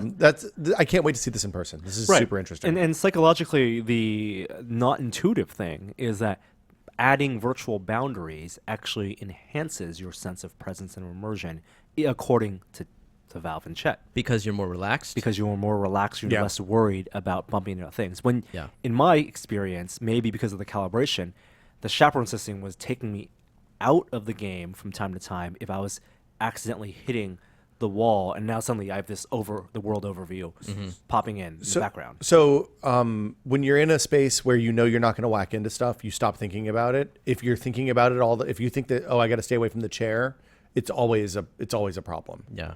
Is the camera running even when it's not showing, so that if your dog walks in or something, it'll pop up when you're about to step on the dog? I don't think that. I mean, If the dog gets into the it's the not space tracking, safe area. so the camera isn't doing any tracking. Okay. It's just optics. It's just an image. So, like, if Well, your but- dog walked past in, a dog isn't being tracked. But if they're doing edge detection, the dog will pop up on the edges, and they should know what the room's supposed to look like. And if all of a sudden there's something there that's not supposed to be there, I don't think they're doing That's that asking a quickly. lot. That's asking a lot of the To processing. record the room in edges. I guess what I'm saying is that would make sense. That would make the edge detection thing make a lot more sense. I think, but they're not 'Cause doing it's a any. simpler any- But data the edge set. detection is just for a visual. yeah, right they're now. not doing depth Well, is it? perception. It's just a visual. Okay. Yeah. It's just I have a dog, and I'll have a headset by the end of this month, so I can. You got to strap a Vive controller on Chloe. That's the only she's not answer. going to react well to I that. mean, the thing we want out of this is the structure of sensor, right? Something that doesn't need to be super high resolution, Yeah. but 2 cameras and some processing that's good enough to map objects in your room in real time. And it doesn't need to be part of the gameplay, but then it can do things like Will was talking about, where if a new object gets moved in, it gets tracked and modeled, and then it gets built into a real-time chaperone system. I think it's super smart. They could frame this as like what sets apart the Vive from Oculus, aside from having controllers in the box, which is huge. I think it's a very cool feature, but the next iteration of it is going to be even better. I mean, Yeah. I'd much rather have a depth camera than just a 2D camera, frankly. Yeah. This feels like something that the lawyers looked at and were like, "Man, somebody's going to die if we don't add some sort of like this gives us plausible deniability if someone wipes out and kills themselves." The other thing I didn't get a sense of is, we know Oculus has 1,000 people working on the VR. They're obviously thinking about second generation Rift and technologies beyond. A huge research team that Michael Abrash is running. On the HTC side, because Valve and Alan Yates did a lot of that research beforehand, and HTC is mostly manufacturing and maybe has some things that they're building on their own, maybe a lot on the software side, and HTC CEO says they're pivoting to VR. I don't get the sense that they're thinking that far ahead. Oh, is the camera an HTC thing or is it a SteamVR thing? It's a Steam VR thing because Okay. it's part of the SDK, and that's something I want. It's something when I asked the HTC guy, he couldn't say. He said, "Ask Steam," and it's something that it's in like based on the designs, because anyone can build a Lighthouse box, anyone Yeah. can build a headset. You will get that software, and you will get that built. And the hardware manufacturers can choose to implement it or not, Yeah, presumably. exactly. Okay. Yeah. I mean, it was interesting to me that the CEO of HTC came out and said, "Look, we think phones are, phones."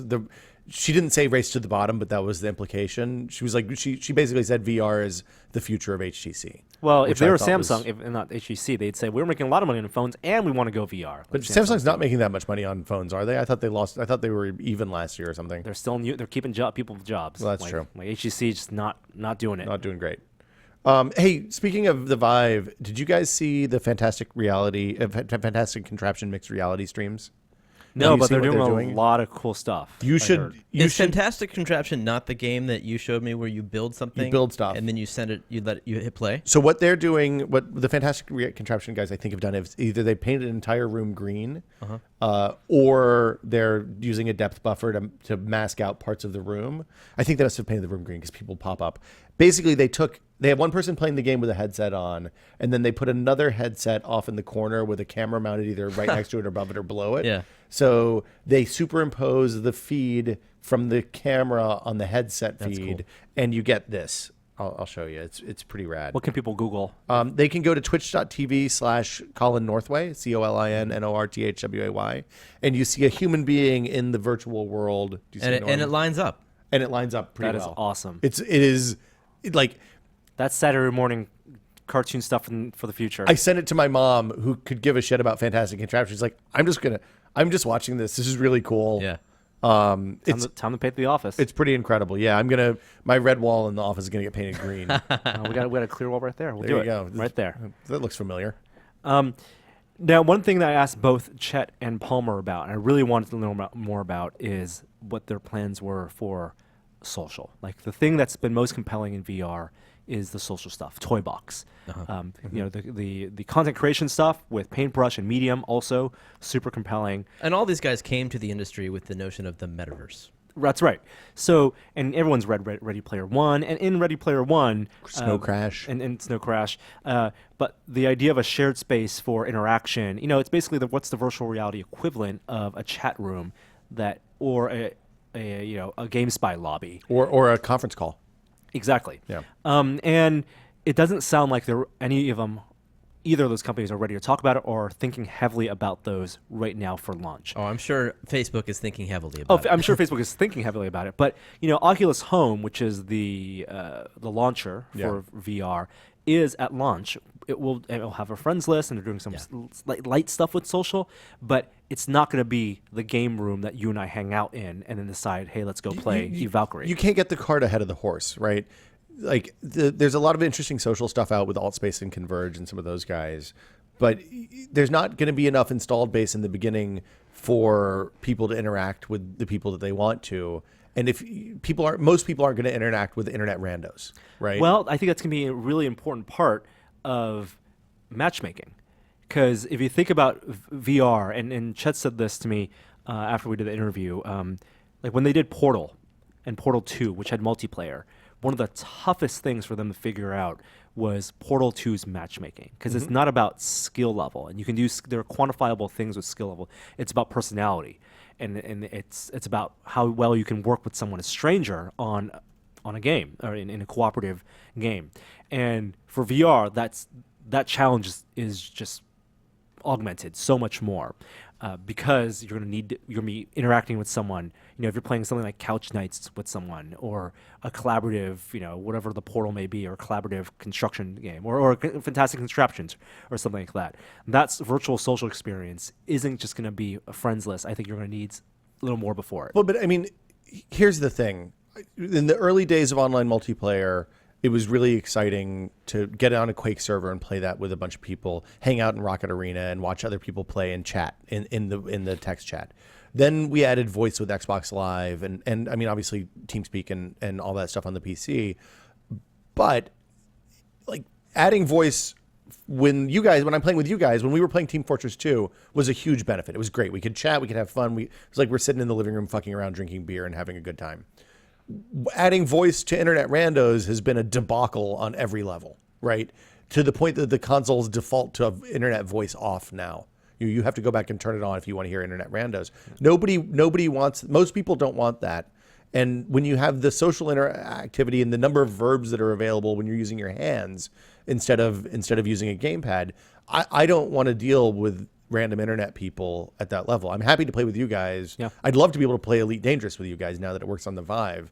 But like I don't know, man, because you do. If you played TF2 enough or Quake enough or even Rocket League, you actually end up, if you play enough internet randos, you end up adding a few of them to your friends list, and that is how you, I stopped doing that. Right, it's how communities are built.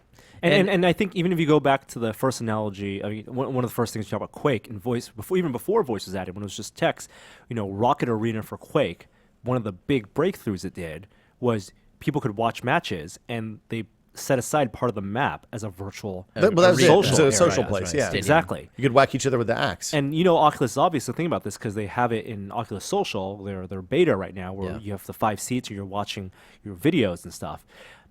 Rift. And it's going to come. It's just my slight disappointment is that it's not coming at launch, and that there is no place for, with positional track VR, for our floating heads to be in a shared room using, pointing at things and then having a social chat room experience and then launching into our multiplayer content. Well, but I mean, that will come really quickly. I know it will come. I'm just saying that my disappointment is that they're positioning home right now, and he said clearly as much, as a launcher. And it's what would be ideal? A space. You want to be able to talk about what game you're going to play together. You're assuming that there's a bunch of multiplayer games. Do you want to be able to design your own lair and invite people into it, like Ready I don't Player even need One? that. I think at home I just need the floating avatar heads where I can make more of a connection with the people on my friends list than just hearing a voice in my head. I think hearing a voice in your head is such a non-VR way to think about things. Is such a Ventrilo 2D desktop monitor way of thinking about things. It works. It's absolutely sufficient. That complemented with text. But when we were playing Elite Dangerous, it was even when we had voice commands, it was so difficult for us to really connect and play together because there was no place for us to. We never felt like we're in the same space. Well, and probably you started on opposite sides of the galaxy, right? Yeah, and stuff like that. So, like, I don't think it needs to be the full, design your own layer in your game room or something yet. But when you're launching home, and it feels just like here's your Xbox screen, but now in VR, your menu screen, that's a little bit disappointing. I just think, I think, and Steam I does it think- differently. Like you have access when you launch Steam, because it's room scale. Your Steam launcher is a room scale representation. It's just it's a thing room. that pops up in the the Steam interface is just a floating 2D window 5 feet in front of you in space. Right. So has that changed since? Because I remember back at GDC, the launcher, maybe HTC. You should just come over to the house and I'll show you. It was like there was a walkable, white walled So- area, and that's where you put the balloons. So it was square. It was a square grid then. Now it's a dome. Mm-hmm. So it's spherical with the center point of the room as the center point of the origin. And that's where you can still do the balloons. You can't do the balloons in that loader anymore. Why not? But they're not. It's a separate application. It's just a game you launch. But you think about that, Jeremy, right? Like how much fun you had just messing around with those balloons. True. In what was ostensibly a launcher. Yep. Right. That's a place where you get ready to launch your games. Yeah. That's a type of virtual space, like, giving an idea that you're in a place. Yeah. Where maybe I can pop in, maybe or not, but like that keeps you in VR. It makes much more sense for the Vive because of the default hand controllers. With the Oculus, I don't think they're going to want to highlight, hey, we don't have, most people aren't going to have hands. Or the room scale. Yeah. At launch. I really think there's Hit me. I don't want to talk. I got to be careful here. There's a lot more to the thing that you're asking for than is immediately obvious. It's a fairly significant set of challenges to make it not bad or creepy. Yeah, both on the networking side and on the representation side. There's a lot of stuff that goes into that. My hope is that Oculus and Valve are hoping that the community is going to go out there and the developer community is going to build some different solutions for this, so that they can either acquire the best one rather than, because if they come out and say this is the way we're doing it, that's going to stifle innovation in that space. Sure. That nobody else is going to go out and try to compete with Facebook or Valve. I'd much rather see 5 companies go head to head at that and let the best 2 get bought by Valve and Oculus. Did you try Toy Box, Jeremy? No, I can't wait. But that seems like a good first That's step, exactly right? where I'm thinking. Like Toy Box as But that's an application. right. But make the application I think a launcher. That's the right solution. Isn't right? that what we're talking about? There has to be an application. Well, no. What Norm is saying is, hey, load you and me and Norm into that Valve loading room, right? Or into so Toy we can Box. talk about what we're going to play. Exactly. Right, yeah. And in Toy Box, one of the ways they transform the room is like they have these globes, and you smash the globe, and Yeah. it changes the properties of the room. Or people get really small or really Right. big or whatever. And that essentially is launching game experiences in a shared Toy Box. They can reset. So The tricky thing for third parties, one tricky thing would be the actual syncing up of everyone connecting to the same game at the same time. Having somebody select what you all going to play and then jump into the same server or together. view or whatever. That was yeah. the same problem with Steam. I mean, it was right, and Xbox had the same problem. Well, Xbox 360 did that really well. Exactly. Well, And that's why I'm saying it would be hard for third parties. I think this would ideally be a first-party product. Or first think party eventually, product that you would give the hooks so that third parties can Yeah. then launch right into that. Right now, it just really feels like whether you're launching a game on your desktop or on your phone and then putting on the headset, or launching applications or games while in the launcher on the headset, these experiences are all disconnected. That's true. It is the metaphor is the console metaphor as opposed to the computer desktop metaphor, yeah. where you have you're launching this package and then you're going back home, and what you can do in the home screen is fairly limited, aside from buying stuff and launching stuff and some light chatting with friends. Even with Quake, like I know we always talk about old stuff, but with Quake there was no browser. Like you couldn't even browse what internet games were happening. Like a third party had to develop that. It was GameSpy, right? And they had their own little launcher, and you could browse the various Yeah. servers. Did have they talked at all about playing Steam? Like one of the big advantages Valve has with the Vive is that people have these massive Steam libraries that they've collected over the years. Have they talked about being able to play those games in the headset, like the Xbox Theater? No. So with one of the things I Oculus? asked Chet was, right now there is also a disconnect between your desktop and VR. And what are the things that are going to keep people in VR? Like things like having a blown up window, so it looks like you're looking at your IMAX. And it seems like that's all third party stuff. Would that be It's an not first party. enormous amount of multitasking? Because the reason video works is it's just a stream. Whereas if you have to multitask, And both you have to render. Yeah, you have to render and multitask both like the environment Vive layer. I and think then, you just change your render target, and then so you keep the environment simple.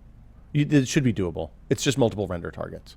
So you render one to a frame buffer in the background, and then that's displayed on the texture in the world. Could you make a third-party app what you're rendering, or would you have to make that interface yourself? My hunch is it has to happen lower level than most people are going to access. But I don't know. That's Maybe what I it's mean. a reason to get That's two video beyond cards. my expertise. Right, you get one video card to render your. No. I know that's not exactly how it works. You can do it within one video card with the buffer. I think it's technically doable.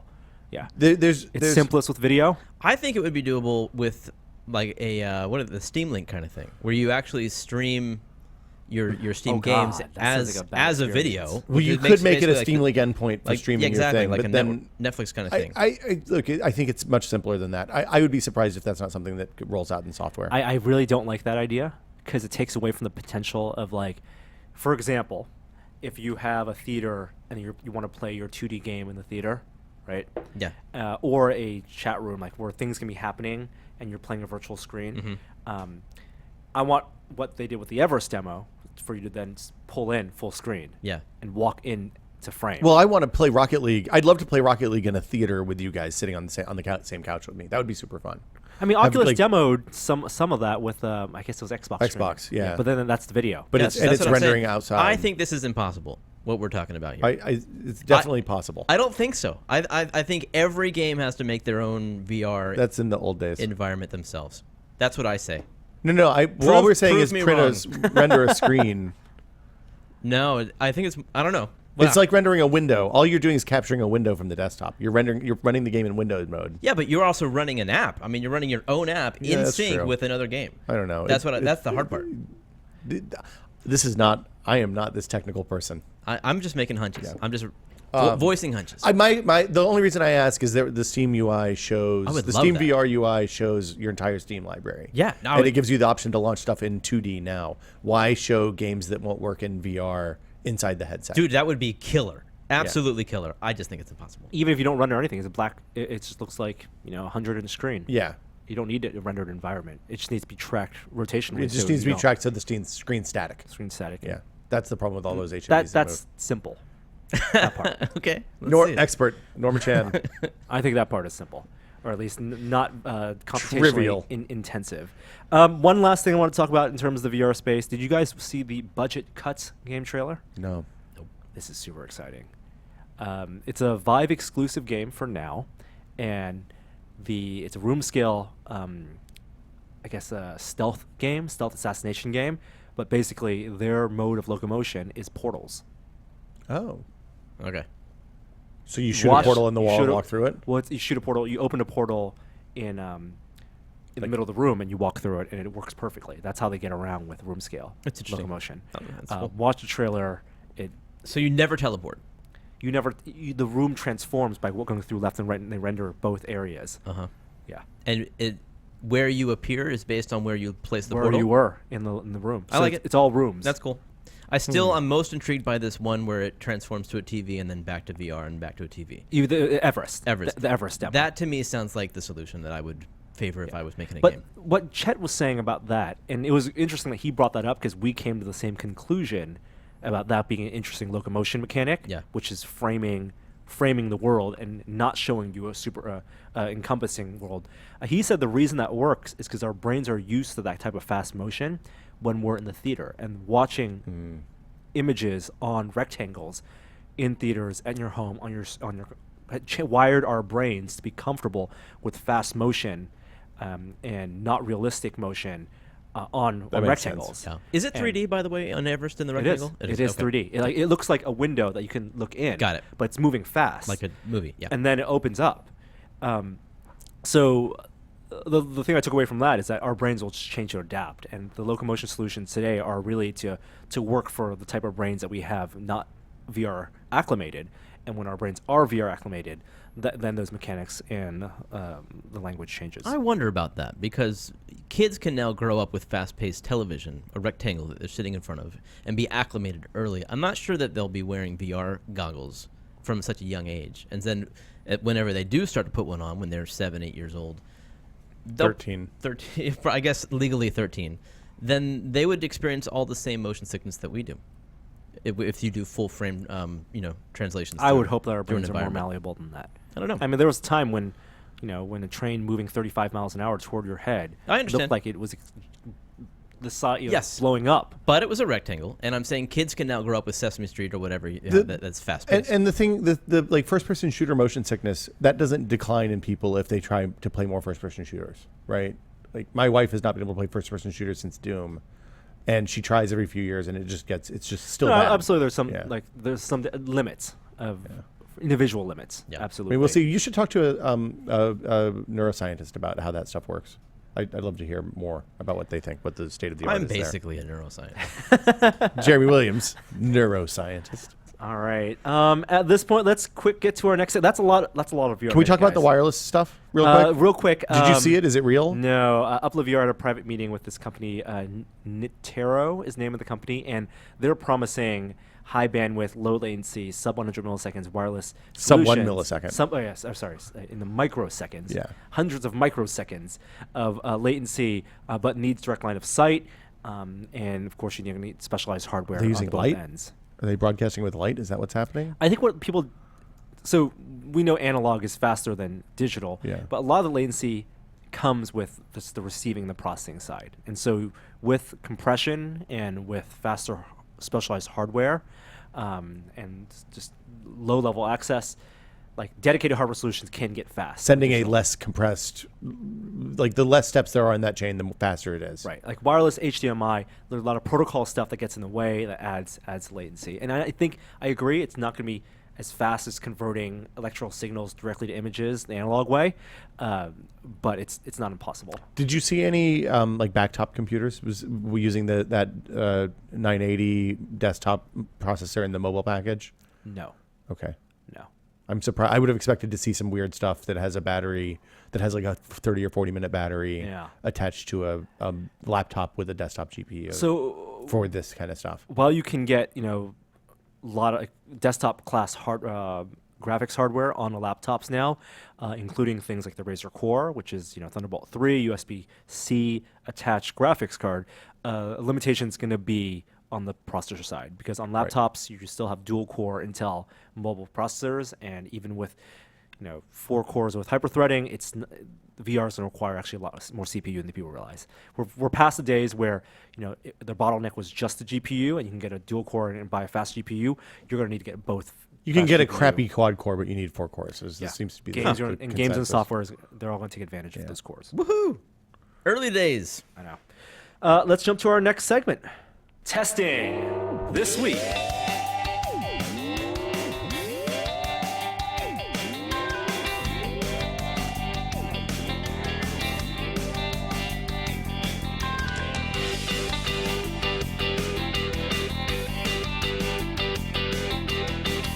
Hey, what have you guys been testing? Well, I like the new segment.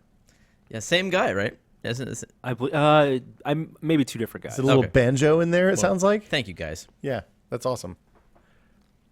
As the intro said, I know you feel like you didn't have to say anything. hey, what have you guys been testing? Hey, Jeremy, what have you been testing? I've been tinkering with the Spark Photon. It's not Spark anymore. It's Particle, which is a $20 Wi-Fi enabled microcontroller. Like a Arduino compatible? That's when I push my glasses up, and it's awesome. It's really really cool. I tinkered with it about a year ago with the Spark Core, and then this one is much more stable. I really like it. Is it still using their cloud thing? It is, yeah, but it's matured a bit, so there's more libraries available, and so you don't even have to mess with their cloud if you don't want to. It's a little easier to develop locally without developing in their cloud IDE, which sucks. And it's all a nicer experience. So I've installed like a web server on the chip using a library, and I can access and write tiny little web pages on my microcontroller and access it. It's Cool. it's neat. It's supposed to be the Internet of Things, and you can make things online. That was such a big thing at CES this year. Yeah, Internet of I'm Things. not Did you see surprised, anything not good? surprised. Anything exciting? The problem with Internet of Things, aside from the big standards now, it's been around for so long, home automation and stuff like that, that all these new products are now coming out, and the field is so broad that you can't pick things out, like especially not at an event like CES. Speaking of Internet of Things, I've been fighting with my smart things for the last, let's say, 3 weeks now. Oh no. Yeah, for no apparent reason, the version 2 hub stopped talking to my Cree light bulbs, which are most of the bulbs in the house now that don't have a smart, that I can't put a switch on. And it is put into sharp relief what an incredible pain in the ass this stuff is when it stops working, because the box is closed to the point that I can't do anything to fix it. It seems like everybody at Smart Things was at CES, so they weren't answering support tickets. I put in another support ticket yesterday, and I'm reaching the point where I'm going to start pulling stuff out if they don't, or switch hubs again, which is another hassle. So that's been fun. I also took a little bit of advantage of the time of the holidays to kind of clean up my digital life. So I organized all my photos, did face detection on everything. Something like 60,000 photos have been face detected now in Lightroom. Wow, that's a job. And that's been incredibly rewarding because I've been finding all sorts of stuff that I forgot that I had and forgot that I did, and it's been pretty fun. So I highly encourage everybody to do that if they have the time. I finally went AC in the home with my router. I Really? upgraded to from some wireless. Get the Nighthawk? And I got the Nighthawk. Nice. Not the latest greatest, but one that was 1900. Yeah. That's the one I have. Yeah, I think that's why I got it. And it's great. It's a slightly wider Wi-Fi range. Unfortunately, not quite enough that I want. So I'm going to install another access point upstairs. Very cool. I played a couple of dice games. One on the computer and one on the desktop. Norm, have you played Machi Koro? I've not played Machi Koro. Jeremy, I know you've played Machi Koro. We bought it after playing it with you. My kids could not wait for it to arrive, and we played it a couple nights ago. Did it work with your 6-year-old? Or not so much? She's 5. 5. And I would say no. By the end of the game, she was way behind. Okay. And there might have been tears involved. Oh no. but your son was into he it. won Oh, okay. proudly. He's a very competitive young man. One more round and I would have had him. Have you guys played Codenames? I haven't played Codenames yet. Codenames is awesome. How many people do you need for that? Ideally, you think? 6. Okay. What's that? Teams of 3. 2 teams, and it's a word game where it's a word association game. But it's a lot of fun. Super easy to get into. $20 in store, Amazon. Super fun. Joey brought it over once, and I immediately had to buy a copy. What's the basically one person knows the name, and is it work 2 team like leaders? password? Yeah, two team leaders that need to help their teams guess the right words on the board. Okay. So Machi Koro is like a city builder. You use dice, and it takes a little bit of the randomness of a dice game out by placing. You place cards that have a value, and when you roll that value on the dice, then the card activates basically. And there's a bunch. It's really easy to pick up and play if you want to learn a game that's kind of fun, and it works with like you said, the 8-year-old. 8-year-old's fine. Your son was great. Yeah. I feel like it's kind of a little bit like Monopoly in the sense that you're deciding, you're gambling on what you want to buy and hope that people land on it. But it's a lot faster. Yeah. And it's got that Catan thing where every turn is your turn, so you're always paying attention. Yeah. The other thing I've been playing lately is a game called Tharsis, which is How do you spell that? THARSIS. It's a dice. It's a. If you played FTL, you'll be familiar with it. Basically, the game takes place on a spaceship that's halfway between Earth and Mars. Some bad stuff goes down, and then you're constantly under the gun to kind of solve the problems on the ship so that people can survive long enough to get to Mars. Is it good? It's really really neat. And board game? Computer game. It's a computer game that uses dice roll mechanics. Oh, okay. So I think the designer said that you could play it as a board game, but the keeping up with what's going on would be onerous. Right. Interesting. It's a round takes maybe 6-7 minutes. I have yet to complete one. It's very very difficult in the style of modern roguelikes. PC Gamer only gave it 44%. Oh, Ouch. Yeah. well, it shows what they know. Who reviewed it? Wes?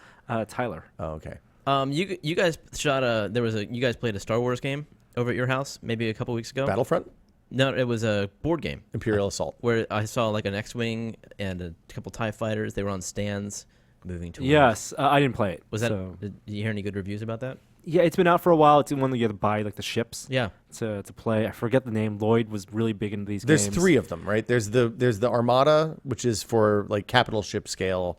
There's X-Wing, which is for fighters. Okay. And there's Imperial Assault, I think, which is for ground warfare. I think X-Wing was the one we got.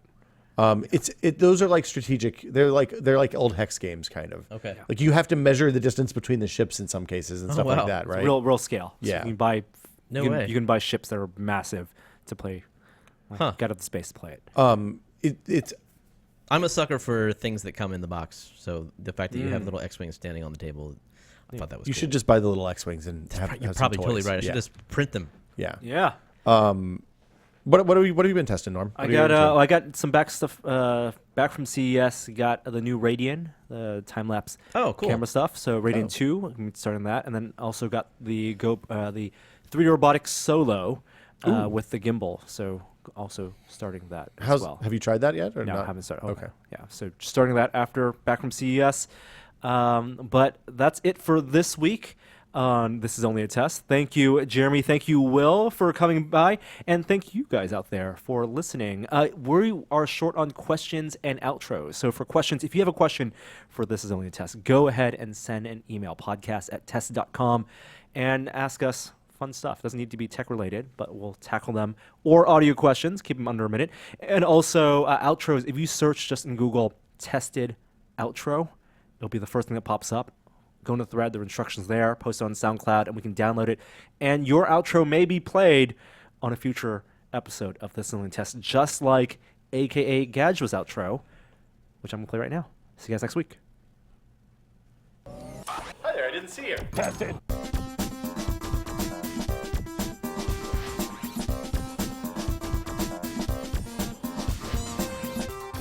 The beer was warm, the popcorn was cold. I was just sad. Tested. That's how old those have been. We need more. It's back from when Will was here. I talked about popcorn on Twitter the other night.